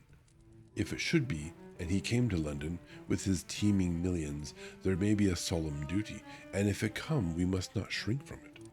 I shall be prepared. I shall get my typewriter this very hour and begin transcribing. Then we shall be ready for others' eyes if required. And if it be wanted, then perhaps, if I am ready, poor Jonathan may not be upset, for I can speak for him and never let him be troubled or worried with it at all. If ever Jonathan quite gets over the nervousness, he may want to tell me of it all. He may want to tell me of it all, and I can ask him questions and find out things, and see how I may comfort him. Can I just rewrite all the grammar? Just all of it. That's fine. Just that much. Letter Van Helsing to Mrs. Harker, 24 September. Confidence. Must have that. Must be encrypted. Dear Madam, I pray you pardon my writing, in that I am so far friend as that I sent to you sad news of Miss Lucy Westenra's death. By the kindness of Lord Godalming, I am empowered to read her letters and papers, for I am deeply concerned about certain matters vitally important. In them I find some letters from you, which show how great friends you were and how you love her. O Madam Mina, by that love I implore you help me. It is for others' good that I ask, to redress great wrong, and to lift much and terrible troubles, that I may more great than you can know. That may be more great than you can know. May it be that I see you. You can trust me. Oh, you. Goodness. Always trust someone who says, you can trust me. I am friend of Dr. John Seward and of Lord Godalming. That was Arthur of Miss Lucy. I must keep it private for the present from all. I should come to Executor to see you at once if you tell me I am privileged to come, and where and when. I implore your pardon, madam. I have read your letters to poor Lucy, and I know how good you are, and how your husband suffer. So I pray you, if it may be, enlighten him not, lest it may harm. Again your pardon, and forgive me. Van Helsing. Telegram, Mrs. Harker to Van Helsing. 25 September. Come today by 10:15 train if you can catch it. Can see you any time you call. Wilhelmina Harker. That's right. The book will give you literally the one-liners that people reply to. It's all the documentation. Mina Harker's journal, 25 September. I cannot help feeling terribly excited as the time draws near for the visit of Dr. Van Helsing, for somehow I expect that it will throw some light upon Jonathan's sad experience, and as he attended poor dear Lucy in her last illness, he can tell me all about her. That is the reason of his coming. It is concerning Lucy and her sleepwalking, and not about Jonathan. Then I shall never know the real truth now. How silly I am. That awful journal gets hold of my imagination and tinges everything with something of its own color. Of course, it is about Lucy. That habit came back to the poor dear, and that awful night on the cliff must have made her ill. I had almost forgotten in my own affairs how ill she was afterwards. She must have told him of her sleepwalking adventure on the cliff, and that I knew all about it. And now he wants me to tell him what she knows, so that he may understand. I hope I did right in not saying anything of it to Mrs. Westenra. I should never forgive myself if any act of mine, were it even a negative one, brought harm on poor dear Lucy. Why would you not? Would you be unforgiving of yourself for any other type of act? I hope, too, Dr. Van Helsing will not blame me. I have had so much trouble and anxiety of late that I feel I cannot bear more just at present. I suppose a cry does us all good at times, clears the air as other rain does. Perhaps it was reading the journal yesterday that upset me, and then Jonathan went away this morning to stay away from me a whole day and night, the first time we have been parted since our marriage. I do hope the dear fellow will take care of himself, and that nothing will occur to upset him. It is 2:00, and the doctor will be here soon now. I shall say nothing of Jonathan's journal unless he asks me. I am so glad I have typewritten out my own journal, so that in case he asks about Lucy, I can hand it to him. It will save much questioning. That's one of those so close but so far moments, right? Later. He has come and gone. Oh, what a strange meeting. And how it all makes my head whirl around. I feel like, my big toenail is kind of wonky. It feels kind of odd. That was an unexpected line in the book, totally. Yep. I feel like one in a dream. I feel like one in a dream. Can it be all possible, or even part of it? If I had not read Jonathan's journal first, I should never have accepted even a possibility. Poor dear Jonathan. How he must have suffered. Please, the good God, All this may not upset him again. Please the good God. I shall try to save him from it, but it may be even a consolation and a help to him, terrible though it be, and awful in its consequences, to know for certain that his eyes and ears and brain did not deceive him, and that it is all true. It may be that it is the doubt which haunts him, that when the doubt is removed, no matter which, waking or dreaming, may prove the truth, he will be more satisfied and better able to bear the shock. Dr. Van Helsing must be a good man as well as a clever one if he is Arthur's friend and Dr. Seward's, and if they brought him all the way from Holland to look after Lucy. I feel from having seen him that he is good and kind and of a noble nature. When he comes tomorrow, I shall ask him about Jonathan, and then, please God, all this sorrow and anxiety may lead to a good end. I used to think I would like to practice interviewing. Jonathan's friend on the Executor News told him that memory was everything in such work, that you must be able to put down exactly almost every word spoken, even if you had to refine some of it afterwards. Here was a rare interview. I shall try to record it verbatim. It was 2:30 when the knock came. I took open my courage adieu mains, my courage adieu mains, and waited. In a few minutes, Mary opened the door and announced Dr. Van Helsing. I rose and bowed, and he came towards me. A man of medium weight, strongly built, with his shoulders set back over a broad, deep chest and a neck well balanced on the trunk as the head is on the neck. Interesting observations.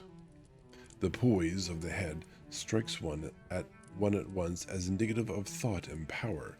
The head is noble, well-sized, broad, and large behind the ears. The face, clean-shaven, shows a hard, square chin, a large, resolute, mobile mouth, a good-sized nose, rather straight, but with quick, sensitive nostrils that seem to broaden as the big, bushy brows come down and the mouth tightens.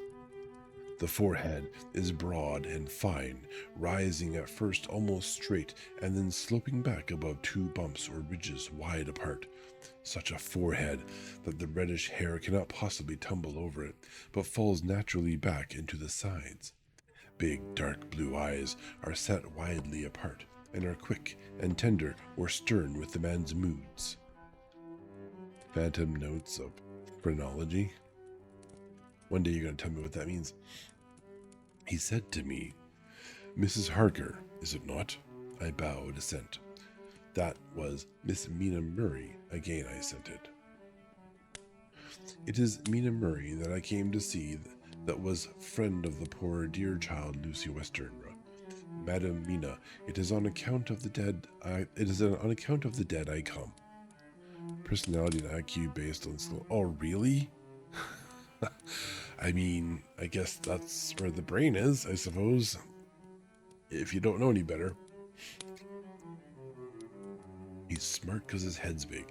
That's what we do with alien design, right? The big, smart, brainy aliens have, like, massive skulls.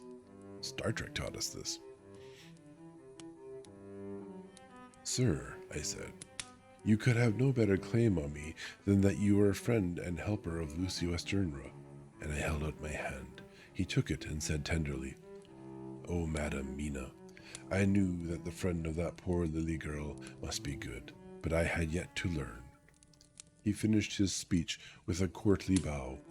I asked him what it was that he wanted to see me about, so he at once began. "I have read your letters to Miss Lucy. Forgive me, but I had to begin to inquire somewhere, and there was none to ask. I know that you were with her at Whitby. She sometimes kept a diary. You need not look surprised, Madam Mina. It was begun after you had left, and was in imitation of you. And in that diary she traces by inference certain things to a sleepwalking in which she puts down that you saved her. In great perplexity, then, I come to you and ask you, out of your so much kindness, to tell me all of it that you can remember." I can tell you, I think, Dr. Van Helsing, all about it. Ah, then you have good memory for facts, for details. It is not always so with young ladies. No, Doctor, but I wrote it all down at the time. I can show it to you if you like. Oh, Madam Mina, I will be grateful. You will do me much favor. I could not resist the temptation of mystifying him a bit. I suppose it is some of the taste of the original apple that remains still in our mouths. So I handed him the shorthand diary. He took it with a grateful bow and said, "May I read it?" "If you wish," I answered as demurely as I could. He opened it, and for an instant his face fell. What a bitch. Then he stood up and bowed. "Oh, you so clever woman," he said. "I knew long that Mr. Jonathan was a man of much thankfulness, but see his wife have all the good things. And will you not so much honor me, and so help me as to read it for me? Alas, I know not the shorthand." By this time my little joke was over, and I was almost ashamed. So I took the typewritten copy from my workbasket and handed it to him. "Forgive me," I said. "I could not help it. But I had been thinking that it was of dear Lucy that you wished to ask, and so that you might not have time to wait, not on my account, but because I know your time must be precious, I have written it out on the typewriter for you." He took it, and his eyes glistened. "You are so good," he said. "And may I read it now? I may want to ask you some things when I have read." "By all means," I said. "Read it over whilst I order lunch, and then you can ask me questions whilst we eat." He bowed and settled himself in a chair with his back to the light, and became absorbed in the papers, whilst I went to see after lunch, chiefly in order that he might not be disturbed. When I came back, I found him walking hurriedly up and down the room, his face all ablaze with excitement. He rushed up to me and took me by both hands. "Oh, Madam Mina," he said, "how can I say what I owe you? This paper is as sunshine. It opens the gate to me. I am dazed. I am dazzled with so much light, and yet clouds roll in behind the light every time. But that you cannot comprehend. Oh, but I am grateful to you. You so clever woman, madam." He said this very solemnly. "If ever Abraham Van Helsing can do anything for you or yours, I trust you will let me know. It will be pleasure and delight if I may serve you as a friend. As a friend, but all I have ever learned, all I can ever do, shall be for you and those you love. There are darknesses in life, and there are lights. You are one of the lights. You will have happy life and good life, and your husband will be blessed in you." "But, doctor, you praise me too much, and you do not know me." "Not know you? I, who am old, and who have studied all my life men and women, I, who have made my specialty the brain and all that belongs to him, and all that follow from him, and I have read your diary that you have so goodly written for me, and which breathes out truth in every line. I, who have read your so sweet letter to poor Lucy of your marriage and your trust, not know you. Oh, Madam Mina, good women tell all their lives, and by day, and by hour, and by minute, such things that angels can read, and we men who wish to know have in us something of angels' eyes. Interesting. Your husband is noble nature, and you are noble too, for you trust, and trust cannot be where there is mean nature. And your husband, tell me of him. Is he quite well? Is all that fever gone, and is he strong and hearty? I saw here an opening to ask him about Jonathan, so I said, "He was almost recovered, but he has been greatly upset by Mr. Hawkins' death," he interrupted. "Oh yes, I know. I have read your last 2 letters," I went on. "I suppose this upset him, for when we were in town on Thursday last he had a sort of shock." "A shock? And after brain fever so soon? That was not good. What kind of shock was it?" "He thought he saw someone who recalled something terrible, something which led to his brain fever." And here the whole thing seemed to overwhelm me in a rush. The pity for Jonathan, the horror which he experienced, the whole fearful mystery of his diary, and the fear that he has been brooding over me ever since, all came in a tumult. I suppose I was hysterical, for I threw myself on my knees and held up my hands to him and implored him to make my husband well again. He took my hands and raised me up and made me sit on the sofa and sat by me. He held my hand in his and said to me with, oh, such infinite sweetness. The guy's like a donut, he's full of sweetness. My life is a barren and lonely one, and so full of work that I have not had much time for friendships. But since I have been summoned to here by my friend John Seward, I have known so many good people and seen such nobility that I feel more than ever, and it has grown, with my advancing years, the loneliness of my life. Believe me, then, that I come here full of respect for you, and you have given me hope. Hope, not in what I am seeking of, but that there are good women still left to make life happy. Good women, those whose lives and whose truths may make good lesson for the children that are to be. I am glad that I may be here of some use to you. For if your husband suffer, he suffer within the range of my study and experience.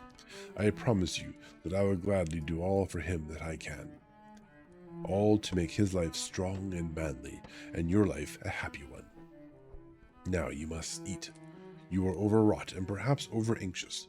Husband Jonathan would not like to see you so pale, and what he liked not where he loved is not to his good. Oh, words. Therefore, for his sake, you must eat and smile. You have told me all about Lucy, and so now we shall not speak of it, lest it distress. I shall stay an executor tonight, for I want to think much over what you have told me, and when I have thought, I will ask you questions, if I may. And then, too, you will tell me of husband Jonathan's troubles so far as you can, but not yet. You must eat now. Afterwards, you shall tell me all. After lunch, when we went back to the drawing room, he said to me, "And now tell me all about him." And when it came to speaking to this great learned man, I began to fear that he would think me a weak fool, and Jonathan a madman. That journal is all so strange, and I hesitated to go on. But he was so sweet and kind, and he had promised to help, and I trusted him. So I said, "Dr. Van Helsing, what I have to tell you is so queer that you must not laugh at me or at my husband. I have been, since yesterday, in a sort of fever of doubt. You must be kind to me, and not think me foolish that I have even half believed some very strange things." He reassured me by his manner, as well as his words, when he said, "Oh, my dear, if only you know how strange is the matter regarding which I am here, it is you who would laugh.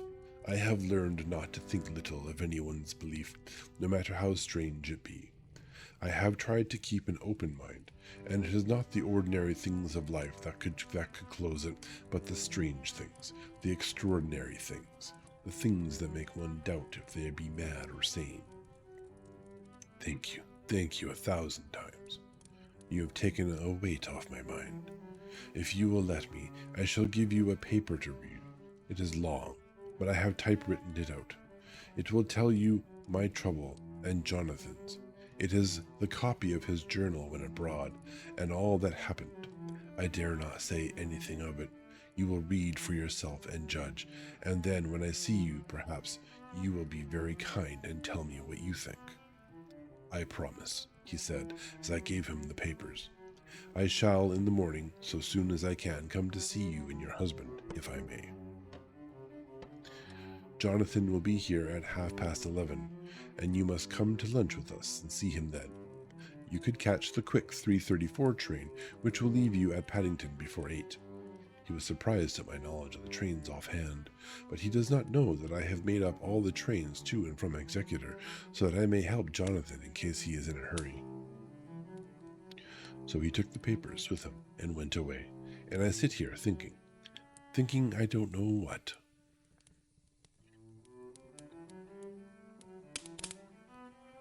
Letter by hand, Van Helsing to Mrs. Harker, 25 September, 6 o'clock. It's very specific.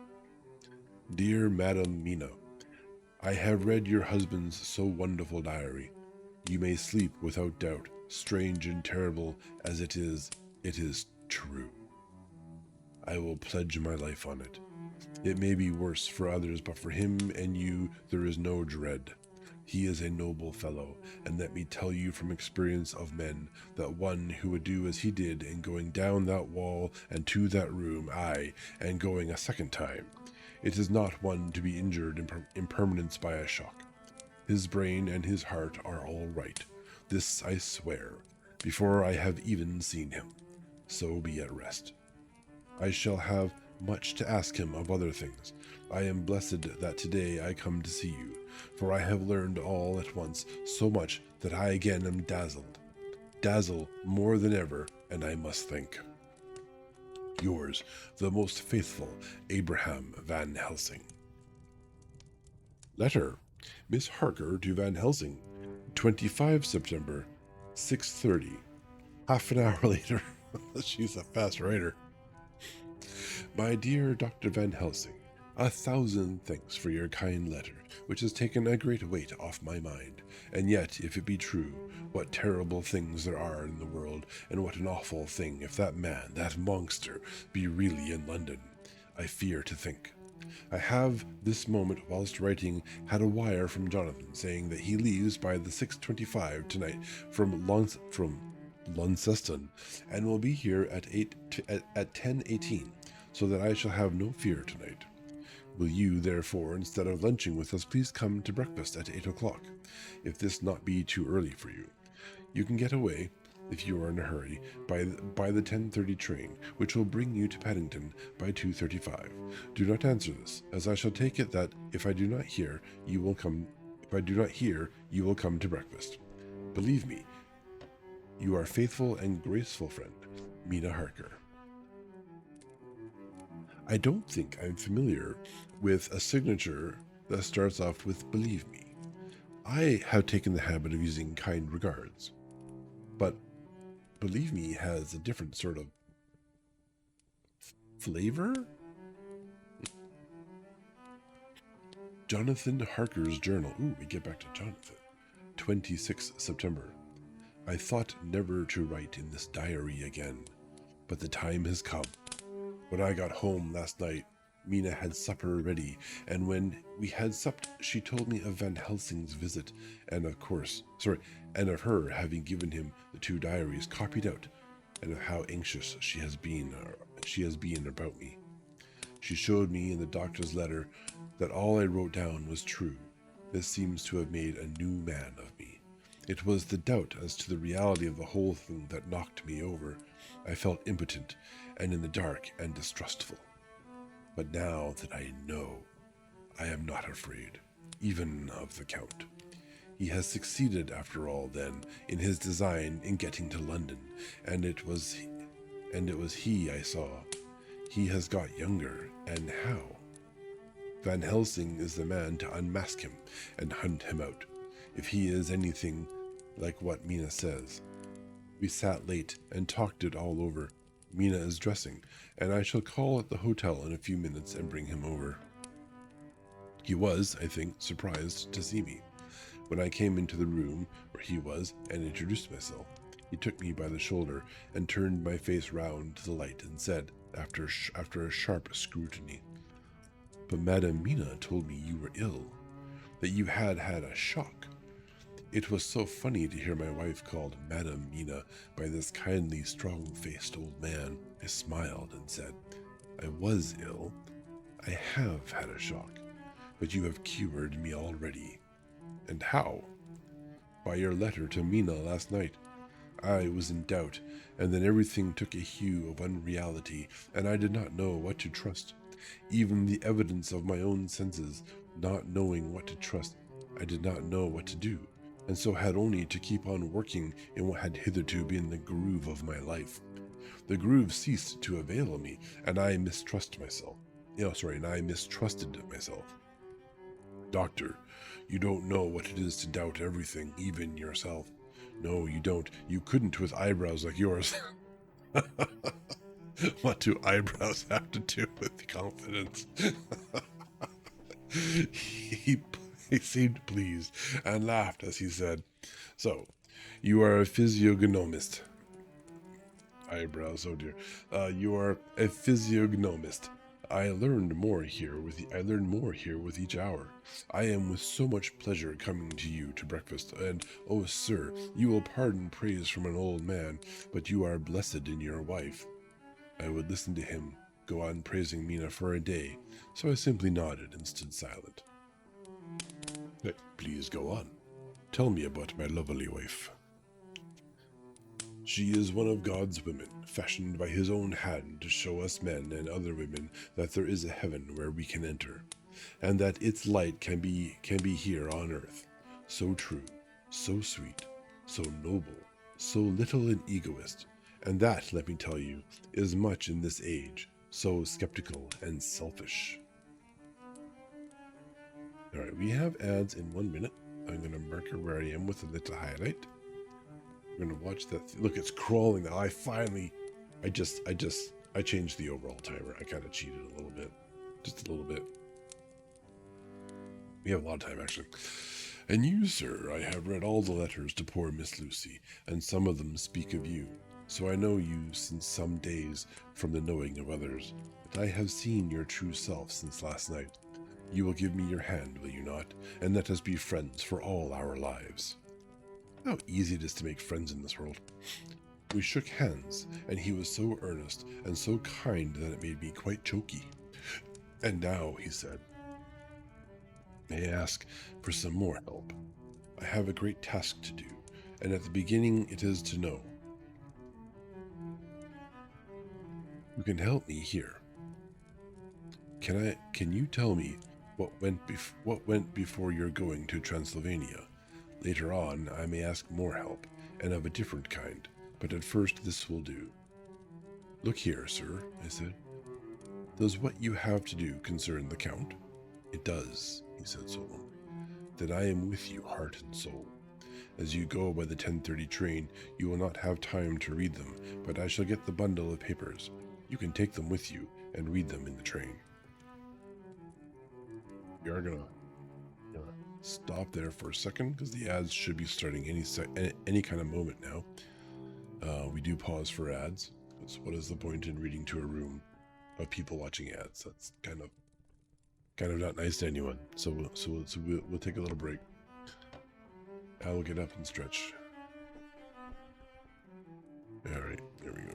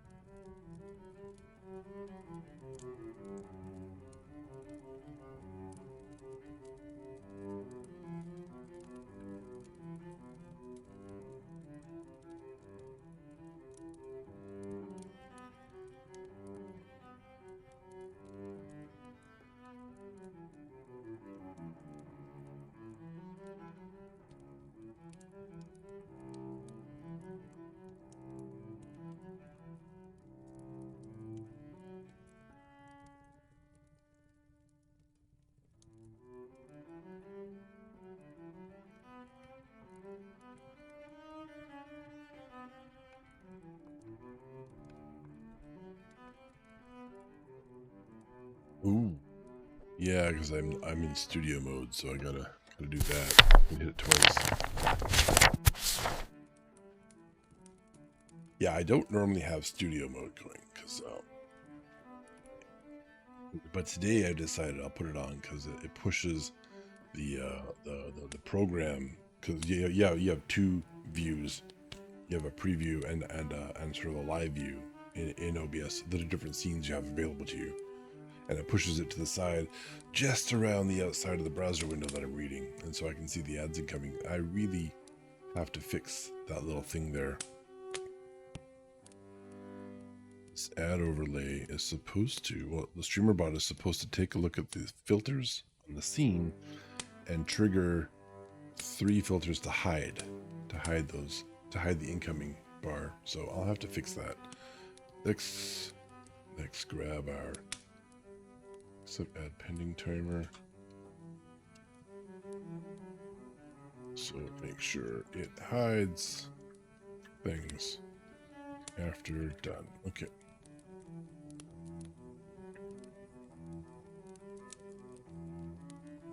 Yeah, the timers have to be kind of done at the right time. If there's not enough of a delay between one action being done on the same object, the other, then like if it's still doing something, right? There's like a 300 millisecond timer in a lot of actions, and so if your next action happens before that 300 millisecond timer is up, for example, it will ignore the subsequent action. So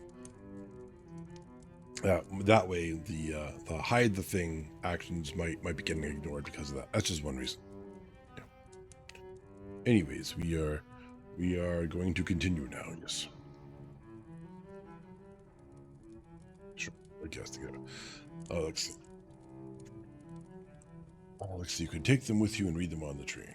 After breakfast, I saw him to the station.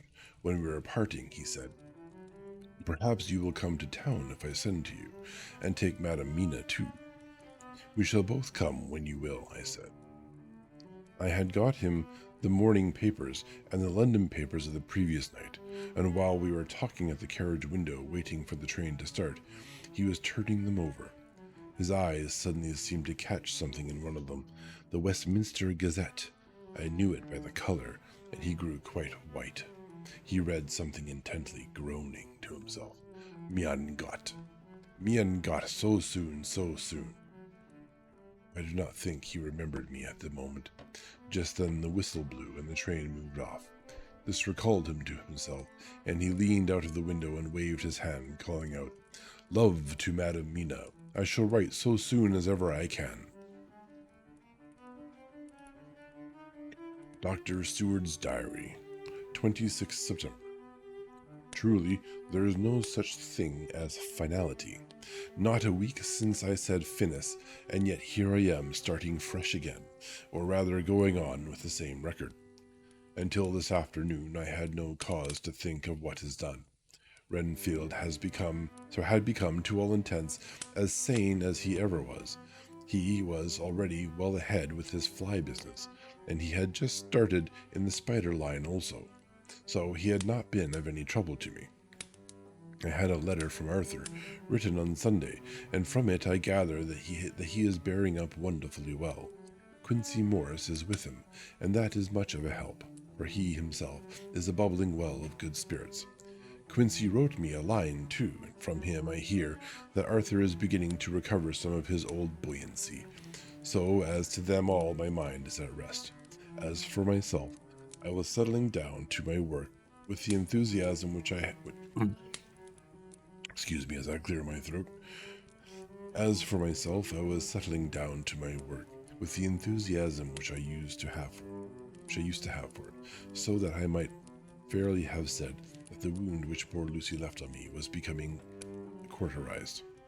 That's not what it says. It says cicatrized.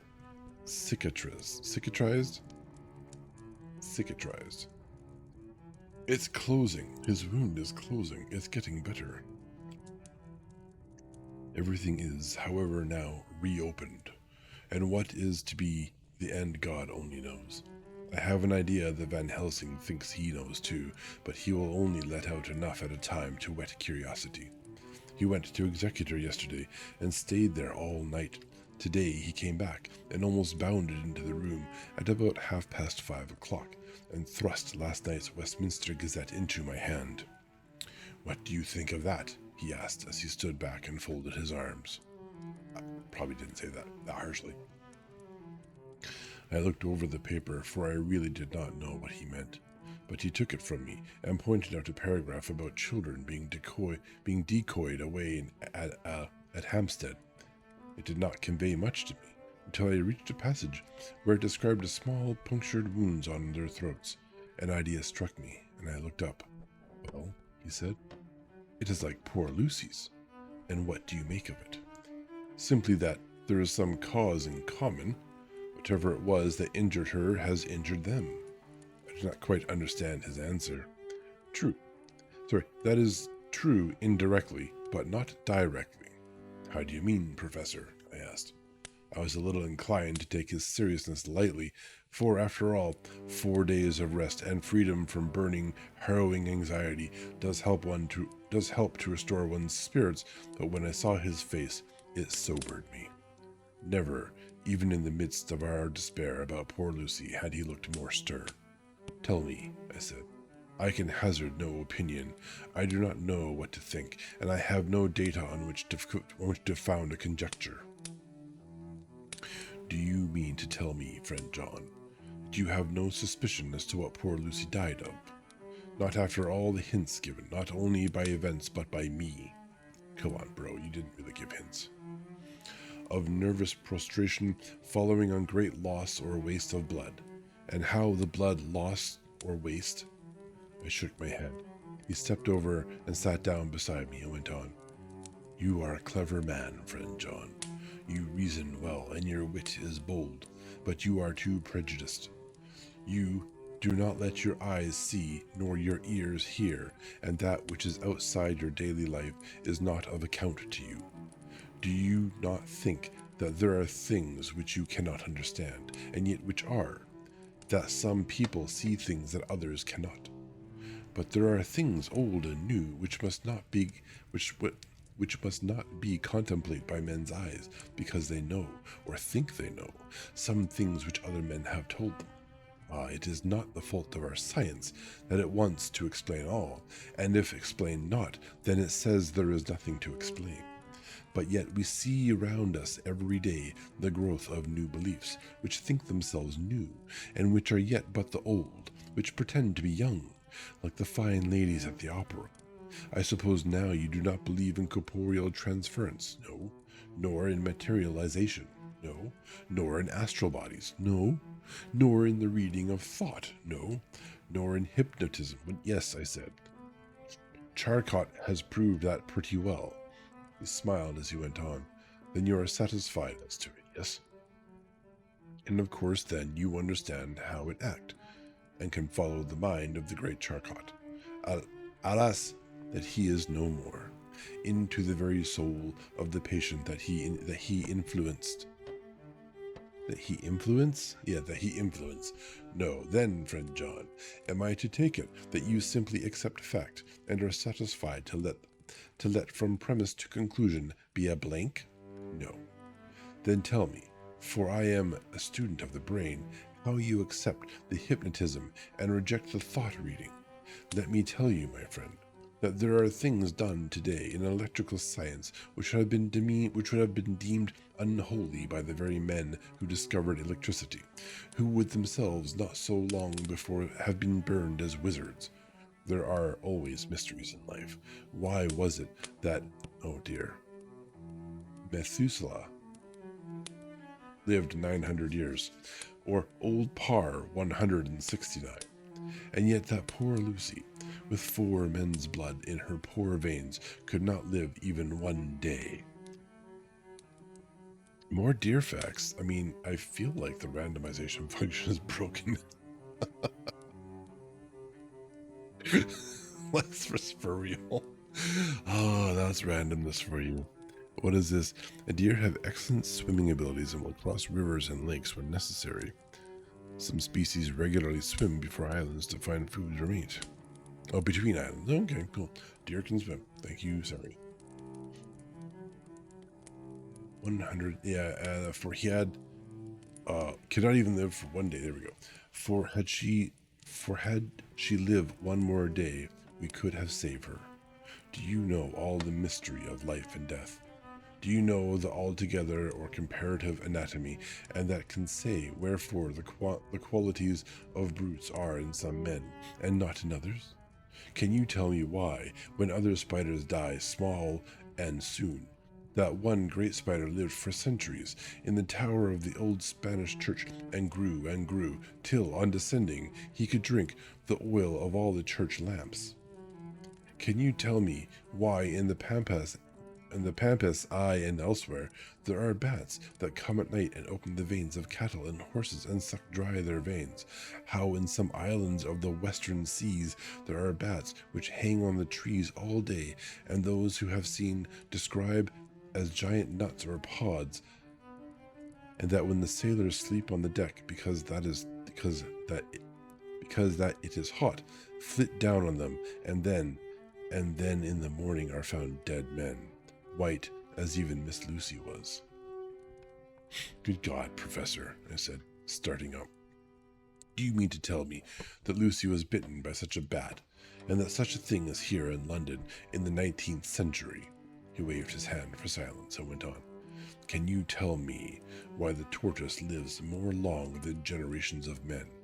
Why the elephant goes on and on till he have seen dynasties, and why the parrot never die only of bite of cat or dog or other complaint?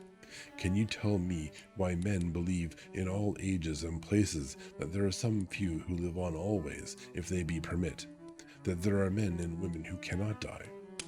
We all know, because science has vouched for the fact, that there have been toads shut up in rocks for thousands of years, shut in one so small hole that only hold him since the youth of the world.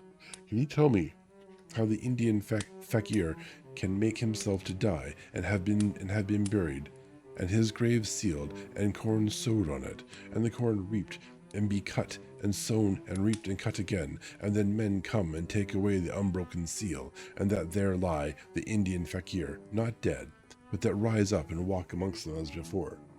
Here I interrupted him. I was getting bewildered. He so crowded on my mind his list of nature's eccentricities and possible impossibilities that my imagination was getting fired.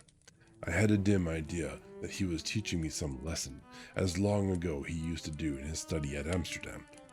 But he used then to tell me the thing, so that I could have the object of thought in my mind all the time. But now I was without this help, yet I wanted to follow him, and so I said, Professor, let me be your pet student again. Tell me the thesis, so that I may apply your knowledge as you go on. At present, I am going in my mind from point to point as a madman, and not a sane one. Follows an idea. I feel like a novice lumbering through a bog in a mist, jumping from one tussock to another in the mere blind effort to move on without knowing where I am going. 'Tis a good image, he said. Well, I shall tell you. My thesis is this. I want you to believe. To believe what? To believe in things that you cannot. Let me illustrate. I heard once of an American who so defined faith. That faculty which enables us to believe things which we know to be untrue. For one, I follow that man. He meant that we shall have an open mind, and not let a little bit of truth check the rush of a big truth, like a small rock does a railway truck. We get the small truth first. Good. We keep him, and we value him. But all the same, we must not let him think himself all the truth in the universe. There are parts of this sentence I appreciate, and parts of it I would like to dearly just throw out the door. Then you want me not to let some previous conviction injure the receptivity of my mind with regard to some strange matter. Do I read your lesson aright? Ah, you are my favorite pupil still. It is worth to teach you, now that you are willing to understand. You have taken the first step to understand. You think then that those so small holes in the children's throats were made by the same that made the hole in Miss Lucy. I suppose so. He stood up and said solemnly, Then you are wrong. Oh, would it were so, but alas, no. It is worse. Far, far worse.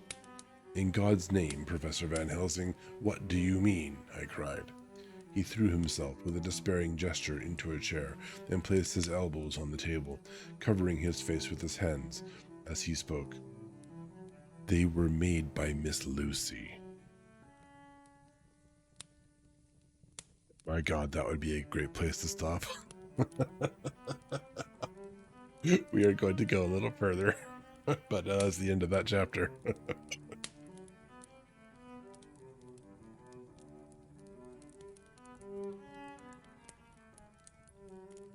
Get Lucy.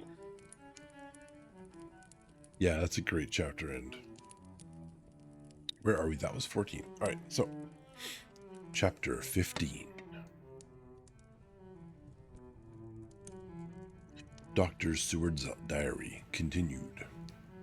For a while, sheer angry mastered me. It was as if he had during her life struck Lucy on the face.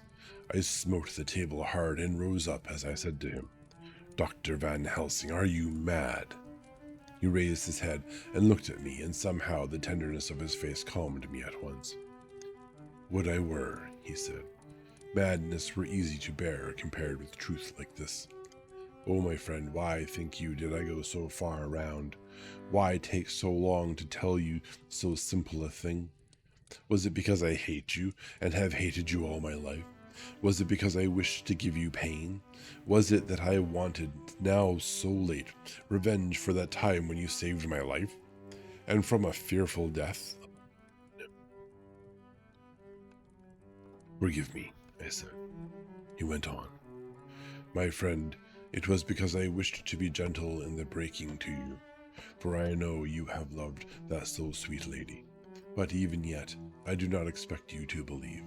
It is so hard to accept at once any abstract truth that we may doubt such to be possible when we have always believed the no of it. It is more hard still to accept so sad a concrete truth, and of such a one as Miss Lucy. Tonight, I go to prove it. Dare you come with me? This staggered me. Man does not like to prove such a truth. Byron accepted from the category jealousy. Byron accepted from the category. What? It's a person's name. Anyways. Oh, I think it's a person with a quote. And the quote is, and prove the very truth he most abhorred. Yeah, okay, yeah, there you go. That makes full sense. Byron's a poet. All right, I'll take your word for it. He saw my hesitation and spoke. The logic is simple. No madman's logic this time, jumping from tussock to tussock in a misty bog. If it be not true, then proof will be relief. At worst, it will not harm. If it be true, there is the dread. Yet very dread should help my cause, for in it is some need of belief. Come, I tell you what I propose. First, that we go off now and see that child in the hospital. Dr. Vincent of the North Hospital, where the papers say the child is a friend of mine, and I think of yours since you were in class at Amsterdam. He will let 2 scientists see his case, if he will not let 2 friends. We shall tell him nothing, but only that we wish to learn, and then... He took a key from his pocket and held it up. And then we spend the night, you and I, in the churchyard where Lucy lies. This is the key that locked the tomb. I had it from the coffin man to give to Arthur. My heart sank within me, for I felt that there was some feral ordeal before us. I could do nothing, however, so I plucked up what heart I could and said that we had better hasten, as the afternoon was passing. We found the child awake. It had had a sleep and taken some food. Why do do they keep calling children it? They're not its. Anyhow, the child had taken some food, and altogether was going on well. Dr. Vincent took the bandage from its throat and showed us the punctures. There was no mistaking the similarity to those which had been on Lucy's throat. They were smaller, and the edges looked fresher. That was all. We asked Vincent to what he attributed them, and he replied that it must have been a bite of some animal, perhaps a rat. But for his own part, he was inclined to think that it was one of the bats which are so numerous on the northern heights of London. Out of so many harmless ones, he said, there may be some wild specimen from the south of a more malignant species. Some sailor may have brought one home, and it managed to escape, or even from the zoological gardens a young one may have got loose, or one be bred there from a vampire. These things do occur, you know. Only 10 days ago a wolf got out, and was, I believe, traced up in this direction. For a week after, the children were playing nothing but Red Riding Hood on the heath and in every alley in the place until this Bloofer lady scare came along. Since when it has been quite a gala time with them. Even this poor little mite, when he woke up today, asked the nurse if he might go away. When she asked him why he wanted to go, he said he wanted to play with the Bloofer lady. I hope, said Van Helsing, that when you are sending the child home, you will caution its parents to keep strict watch over it. These fancies to stray are most dangerous, and if the child were to remain out another night, it would probably be fatal. But in any case, I suppose you will not let it away for some days. Certainly not. Not for a week at least, longer if the wound is not healed. Our visit to the hospital took more time than we had reckoned on, and the sun had dipped before we came out. When Van Helsing saw how dark it was, he said, "There is no hurry. It is more late than I thought. Come, let us seek somewhere that we may eat, and then we shall go on our way." We dined at Jack Straw's Castle, along with a little crowd of bicyclists and others who were genially noisy. At about 10 o'clock, we started from the inn. It was then very dark, and the scattered lamps made the darkness greater when we were once outside their individual radius. The professor had evidently noted the road we were to go, for he went on unhesitatingly, but as for me, I was in quite a mix-up as to locality. As we went further, we met fewer and fewer people, till at last we were somewhat surprised when we met even the patrol of horse police going their usual suburban round. At last we reached the wall of the churchyard, which we climbed over, with some little difficulty, for it was very dark. The whole place seemed strange to us. We found the western rotunda. The professor took the key, opened the creaky door, and standing back politely but quite unconsciously, motioned me to precede him. There was a delicious irony in the offer, in the courtliness of giving preference on such a ghastly occasion. My companion followed me quickly, and cautiously drew the door to. After carefully ascertaining that the lock was a falling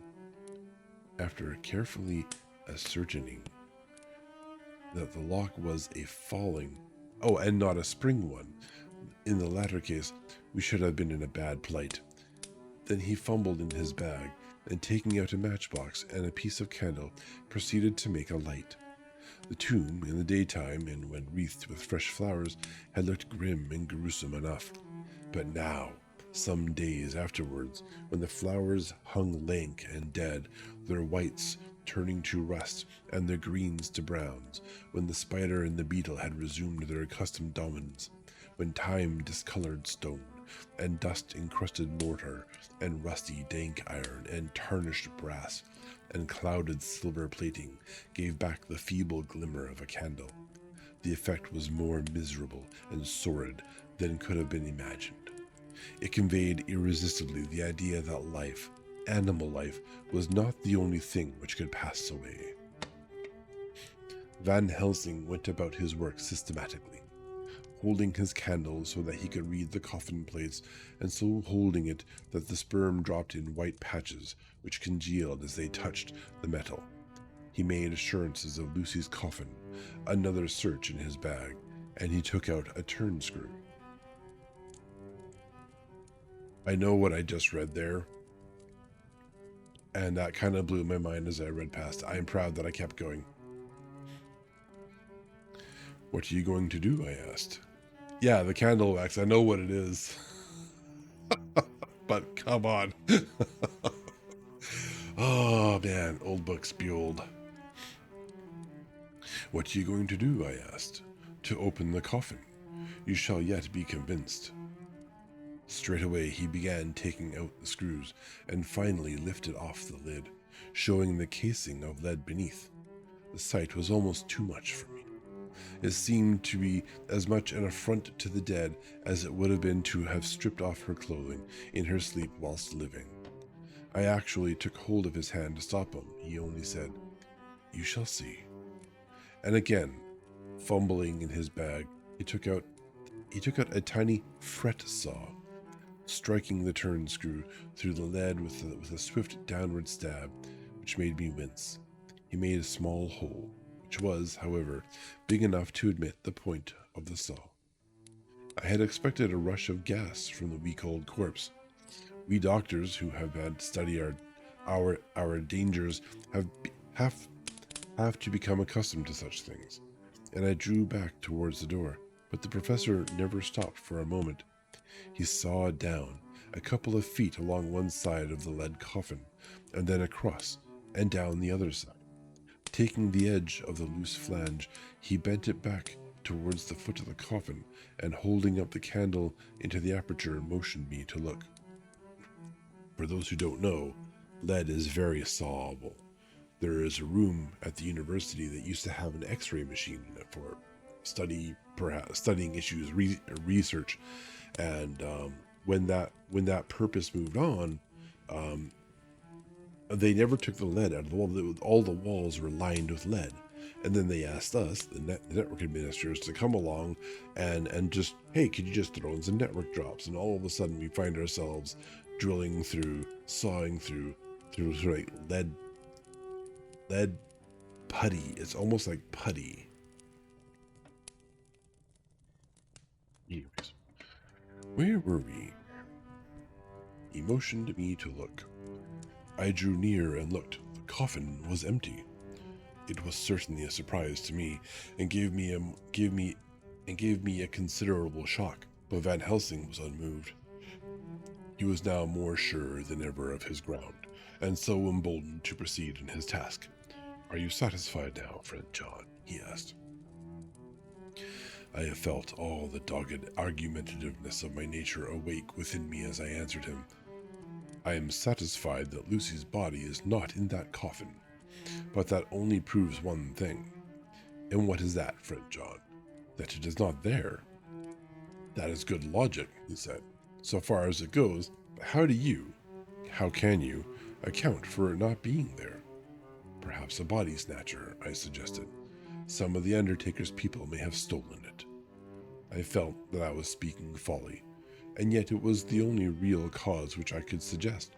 The professor sighed. "Ah, well," he said, "we must have more proof. Come with me." He put on the coffin lid again, gathered up all his things, and placed them in the bag, blew out the light, and placed the candle also in the bag. We opened the door and went out. Behind us, he closed the door and locked it. He handed me the key, saying, "Will you keep it? You had better be assured." I laughed. It was not a very cheerful laugh, I am bound to say, as I motioned him to keep it. "A key is nothing," I said. "There may be duplicates, and anyhow it is not difficult to pick a lock of that kind." He said nothing, but put the key in his pocket. Then he told me to watch at one side of the churchyard whilst he would watch at the other. I took up my place behind a yew tree, and I saw his dark figure move until the intervening headstones and trees hid it from my sight. It was a lonely vigil. Just after I had taken my place, I heard a distant clock strike 12, and in time came 1 and 2. I was chilled and unnerved, and angry with the professor for taking me on such an errand, and with myself for coming. I was too cold and too sleepy to be keenly observant, and not sleepy enough to betray my trust, so altogether I had a dreary, miserable time. Suddenly, as I turned round, I thought I saw something like a white streak moving between two dark yew trees at the side of the churchyard, farthest from the tomb. At the same time, a dark mass moved from the professor's side of the ground and hurriedly went towards it. Then I too moved, but I had to go round headstones and railed off tombs as I stumbled over graves. The sky was overcast, and somewhere far off an eerie cock crew. Eerie cock crew. Okay, a little way off, beyond a line of scattered juniper trees which marked the pathway to the church, a white, dim figure flitted in the direction of the tomb. The tomb itself was hidden by trees, and I could not see where the figure disappeared. I heard the rustle of actual movement where I had first seen the white figure, and coming over, found the professor holding in his arms a tiny child. When he saw me, he held it out to me and said, "Are you satisfied now?" "No," I said, in a way that I felt was aggressive. "Do you not see the child?" "Yes, it is a child, but who brought it here? And is it wounded?" I asked. "We shall see," said the professor, and with one impulse we took our way out of the churchyard, he carrying the sleeping child. When we had got some little distance away, we went into a clump of trees and struck a match, and looked at the child's throat. It was without a scratch or scar of any kind. "Was I right?" I asked triumphantly. "We were just in time," said the professor thankfully. We had now to decide what we were to do with the child, and so consulted about it. If we were to take it to a police station, we should have to give some account of our movements during the night. At least, we should have had to make some statement as to how we had come to find the child. So finally, we decided that we would take it to Heath, and when we heard a policeman coming, would leave it where he could not fail to find it. We would then seek our way home as quickly as we could. All fell out well. At the edge of Hampstead Heath, we heard a policeman's heavy tramp, and laying the child on the pathway, we waited and watched until he saw it as he flashed his lantern to and fro. We heard his exclamation of astonishment, and then we went away silently. By good chance, we got a cab near the Spaniards, and drove to town. I cannot sleep, so I make this entry, but I must try to get a few hours' sleep, as Van Helsing is to call for me at noon. He insists that I shall go with him on another expedition. Yes, water time.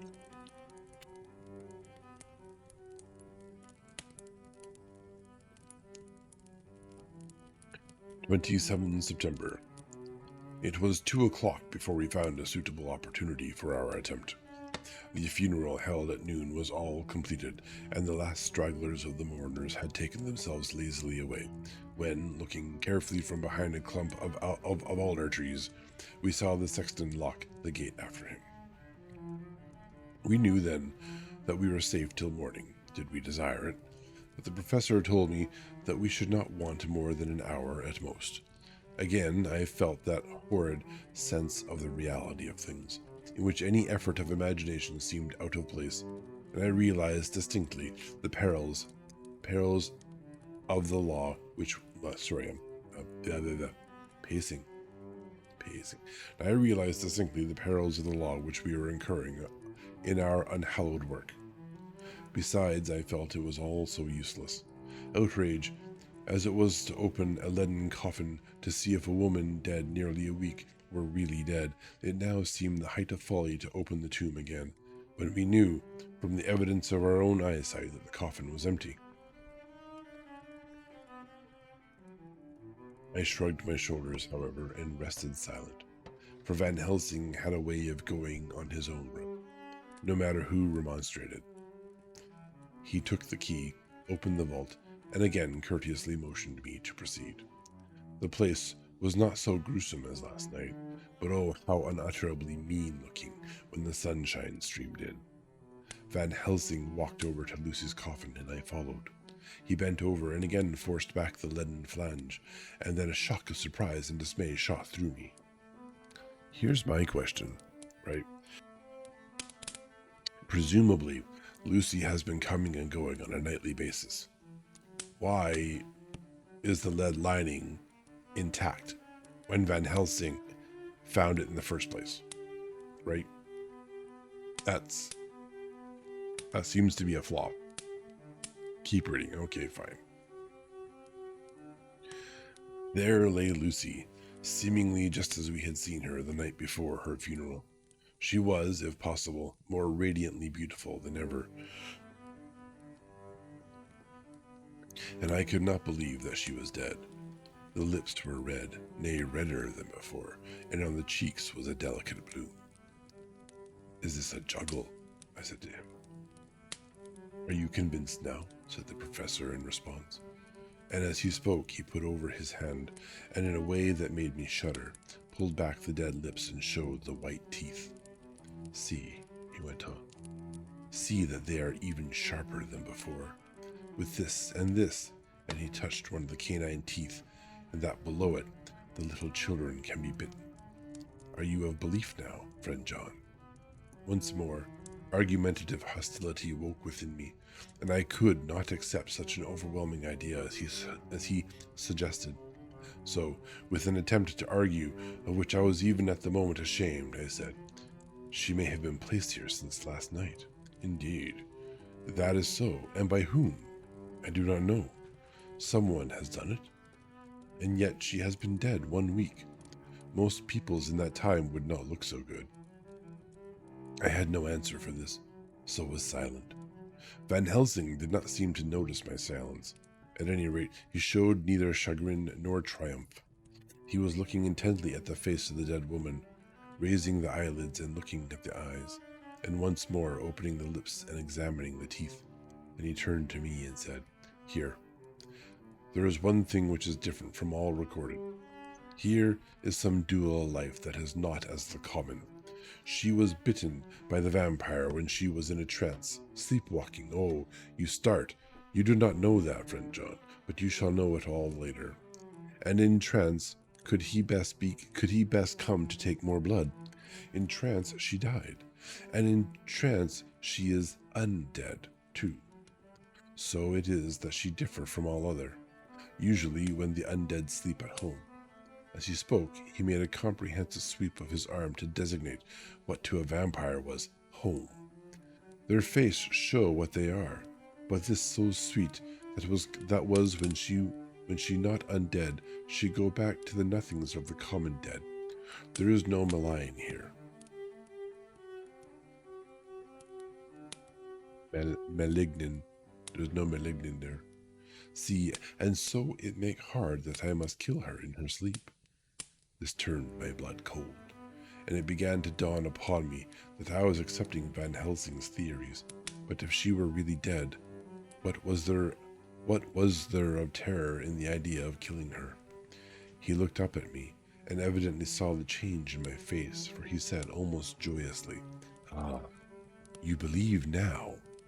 I answered, "Do not press me too hard all at once. I am willing to accept.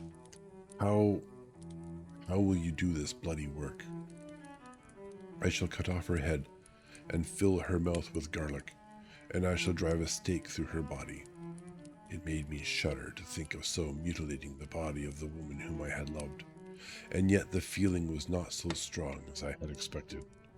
I was, in fact, beginning to shudder at the presence of this being, this undead, as Van Helsing called it, and to loathe it.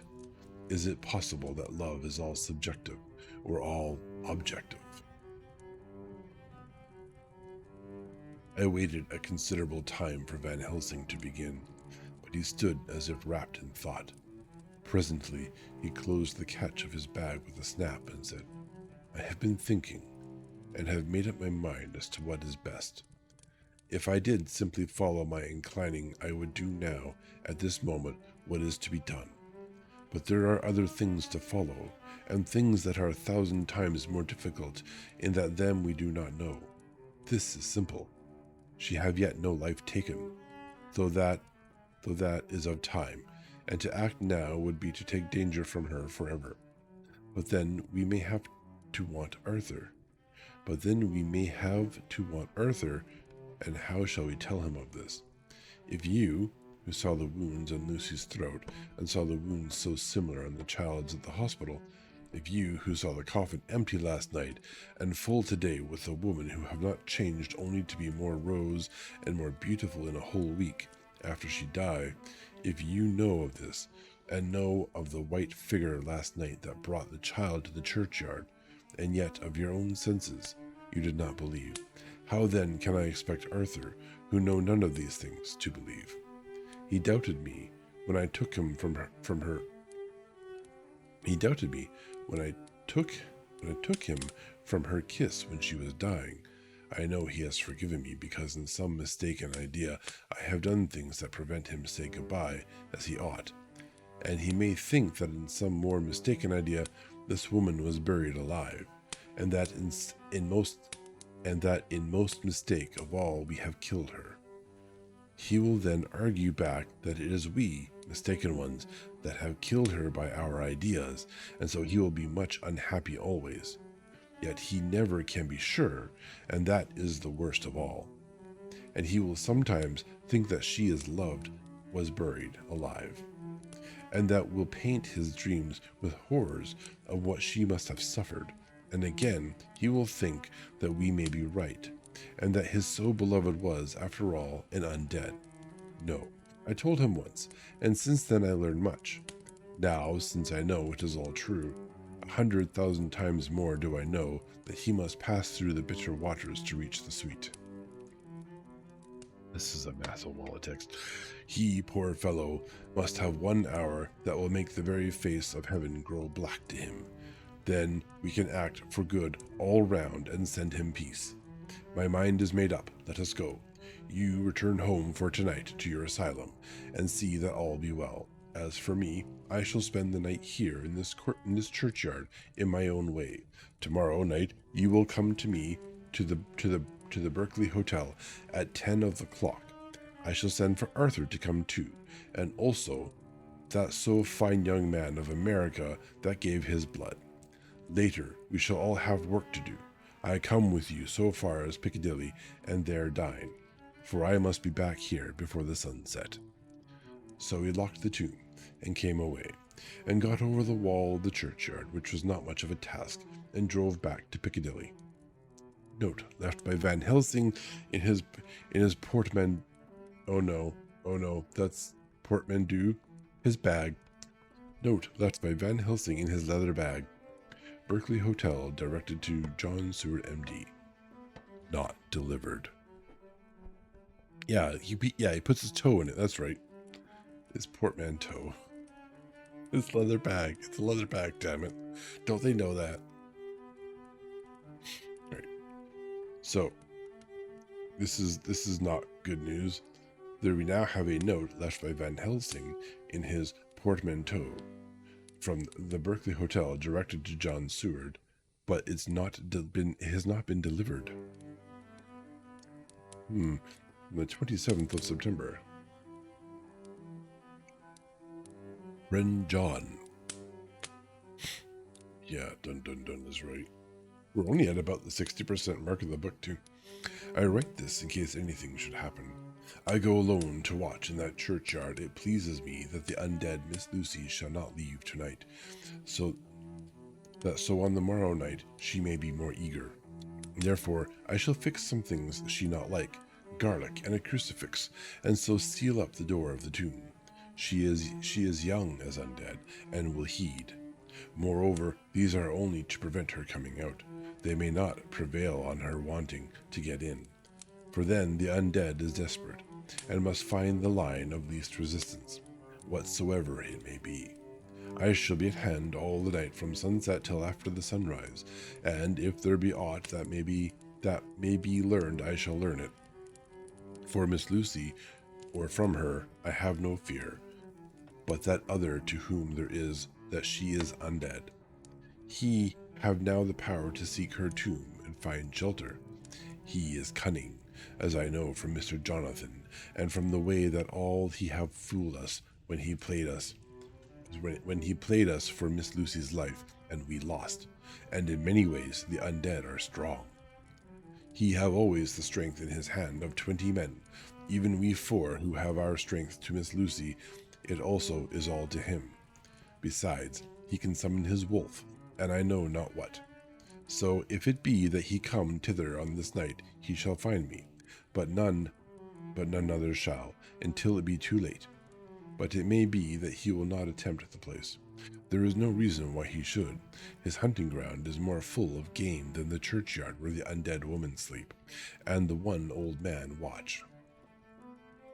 Therefore, I write this in case. Take the papers that are with this, the diaries of Harker and the rest, and read them, and then find this great undead, and cut off his head, and burn his heart, or drive a stake through it, so that the world may rest from him. If it be so, farewell. Van Helsing. So I guess, though, because it was not delivered, perhaps that is good news. Yeah? Yeah. 28th September. Oh, sorry. This, Dr. Seward's diary. 28th September. It is wonderful what a good night's sleep will do for one. Yesterday I was almost willing to accept Van Helsing's monstrous ideas, but now they seem to start out lurid before me as outrages on common sense. Oh, come on, don't fall back like this. I have no doubt that he believes it all. I wonder if his mind can have become in any way unhinged. Surely there must be some rational explanation of all these mysterious things. It is possible that the professor can have... Or is it possible that the professor can have done it himself? He is so abnormally clever that if he went off his head, he would carry out his intent with regard to some fixed idea in a wonderful way. I am loath to think it, and indeed it would be almost as great a marvel as the other to find that Van Helsing was mad. But anyhow, I shall watch him carefully. I may get some light on the mystery. Yeah, the denial of stage, the stage of denial of, the denial stage of grief. It could be grief. It sounds like disbelief to me. And he is, of course, this is the fellow who looks after the sick people in the insane asylum. So it is kind of really rational or really sensible or logical that this character is now going to observe Van Helsing in the light of his own work. I like that part. 29 September, morning. Last night, at a little before 10 o'clock, Arthur and Quincy came into Van Helsing's room. He told us all that he wanted us to do. Oh yeah, he told us all that he wanted us to do. I'm so bad at this. But especially addressing himself to Arthur, as if all our wills were centered in his. He began by saying that he hoped we would all come with him for, he said, there is a grave duty to be done there. That's probably not a pun, but there you are. You were doubtless surprised at my letter. This query was directly addressed to Lord Godalming. I was. It rather upset me for a bit. There has been so much trouble around my house of late that I could do without any more. I have been curious, too, as to what you mean. Quincy and I talked it over, but the more we talked, the more puzzled we got. Till now, I can say for myself that I am about up a tree as to any meaning about anything. Me too, said Quincy Morris, laconically. Oh, said the professor. Then you are near the beginning, both of you, than friend John here, who has to go a long way back before he can even get so far as to begin. It was evident that he recognized my return to my old doubting frame of mind without my saying a word. Then, turning to the other two, he said with intense gravity, I want your permission to do what I think good this night. It is, I know, much to ask, and when you know what it is I propose to do, you will know, and only then, how much. Therefore, may I ask that you promise me in the dark, so that afterwards, though you may be angry with me for a time, I must not disguise for myself the possibility that such may be. You shall not blame yourselves for anything. There are There's those, like, that sentence structures that are just, like, recursively folding in on themselves, like I don't know. Things that fold in on themselves a whole lot. That's Frank, anyhow, broke in Quincy. I'll answer for the professor. I don't quite see his drift, but I swear he's honest, and that's good enough for me. I thank you, sir, said Van Helsing proudly. I have done myself the honor of counting you one trusting friend, and such endorsement is dear to me. He held out a hand, which Quincy took. Then Arthur spoke out.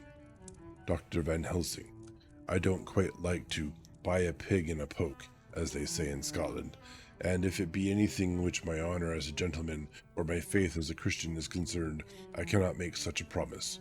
If you can assure me that what you intend does not violate either of these two, then I give my consent at once, though for the life of me I cannot understand what you are driving at. I accept your limitation, said Van Helsing, and all I ask of you is that if you feel it necessary to condemn any act of mine, you will first consider it well and be satisfied that it does not violate your reservations. Agreed, said Arthur. That is only fair. And now that the pourparlers are over, may I ask what it is we are to do? I want you to come with me, and to come in secret to the churchyard at Kingstead. Arthur's face fell as he said in an amazed sort of way, where poor Lucy is buried. The professor bowed. Arthur went on. And where then? To enter the tomb. Arthur stood up. Professor, are you in earnest? Or is it some monstrous joke? Pardon me, I see that you are in earnest. He sat down again, but I could see that he sat firmly and proudly, as one who is on his dignity. There was silence until he asked again, and when in the tomb? To open the coffin. This is too much, he said, angrily rising again. I am willing to be patient in all things that are reasonable, but in this desecration of the grave of one who... He fairly choked. With indignation, the professor looked pityingly at him. If I could spare you one pang, my poor friend, he said, God knows I would. But this night our feet must tread in thorny paths, or later and forever the feet you love must walk in paths of flame. Arthur looked up with set white face and said, Take care, sir, take care. Would it not be well to hear what I have to say, said Van Helsing, and then you will at least know the limit of my purpose. Shall I go on? That's fair enough, broke in Morris. After a pause, Van Helsing went on, evidently with an effort. Miss Lucy is dead, is it not so? Yes. Then there can be no wrong to her. But if she be not dead, Arthur jumped to his feet. Good God, he cried. What do you mean? Has there been any mistake? Has she been buried alive? He groaned in anguish that not even hope could soften. I did not say she was alive, my child. I did not think it. I go no further than to say that she might be undead. Undead? Not alive? What do you mean? Is this all a nightmare, or what is it? There are mysteries which men can only guess at, which age by age they may solve only in part. Believe me, we are now on the verge of one, but I have not done. May I cut off the head of dead Miss Lucy? That is a bomb. Heavens and earth, no, cried Arthur in a storm of passion.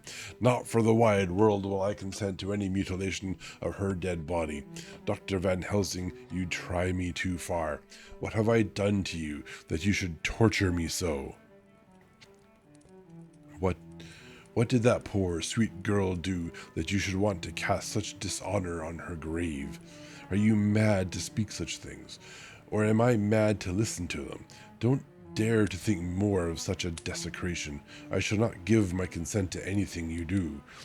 I have a duty to do in protecting her grave from outrage, and by God I shall do it.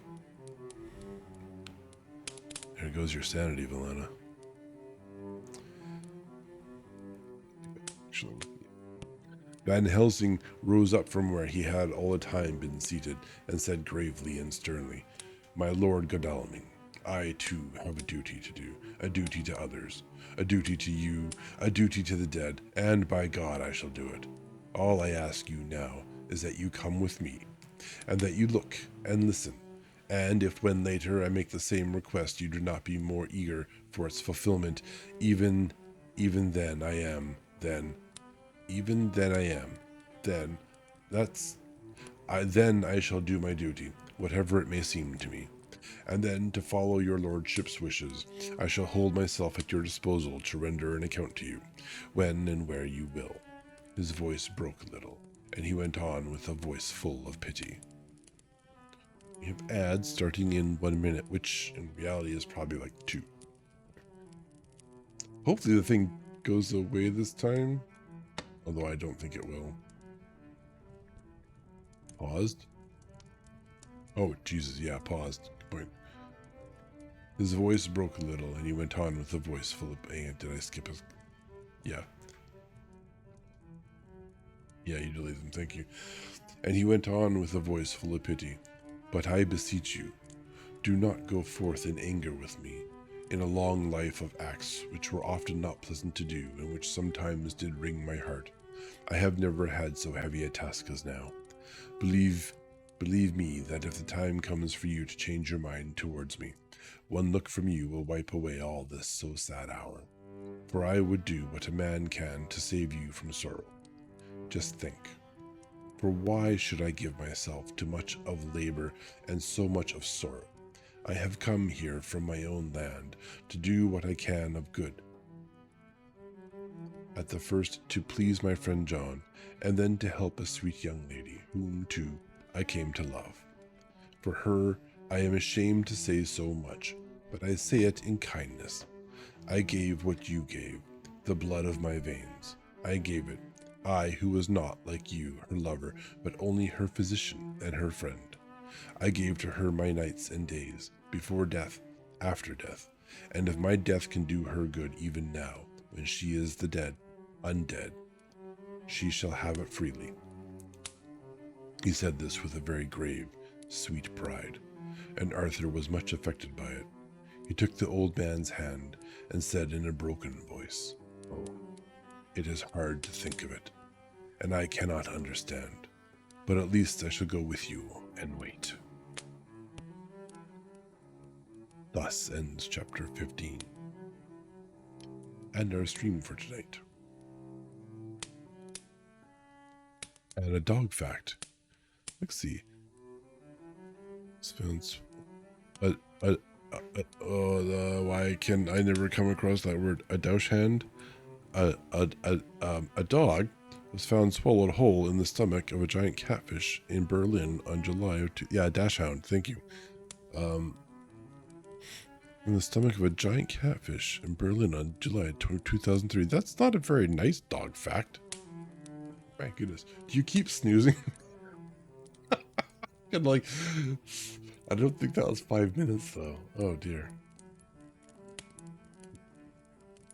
Cool.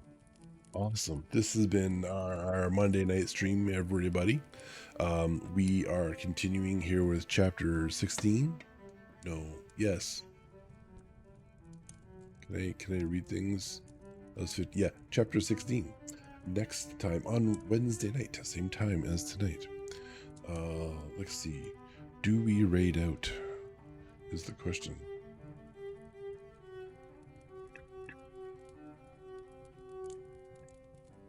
I have no idea. It is Wednesday now? It is Wednesday now? Oh, Monday. Monday we stream. I thought it was still Monday. I'm happy that it's not Monday still. But here we are. Okay.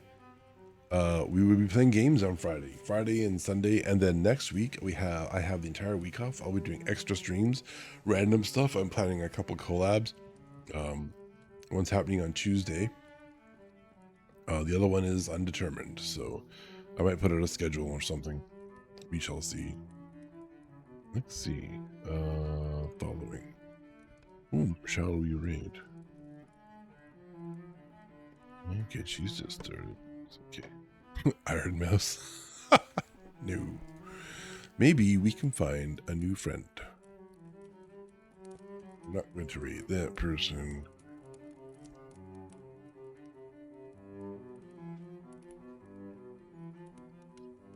Quick, before the odds drop.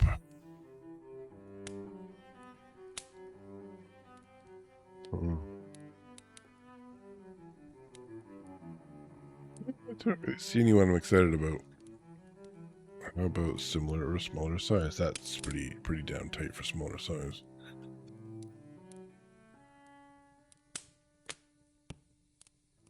Just freaking VTubers. How about tags? Some nights, I guess, it's tough to find someone.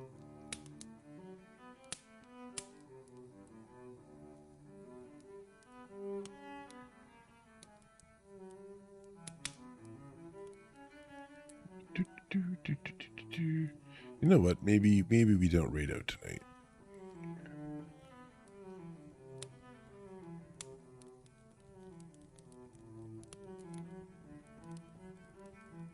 Yeah. Maybe we just don't raid out tonight. Cool. Awesome. I think I need to, yeah, I really need to fix ads incoming, and I need to also set a trigger for when Valana snoozes ads to sort of cancel that. Okay, I'm going to put that into my thingy here too.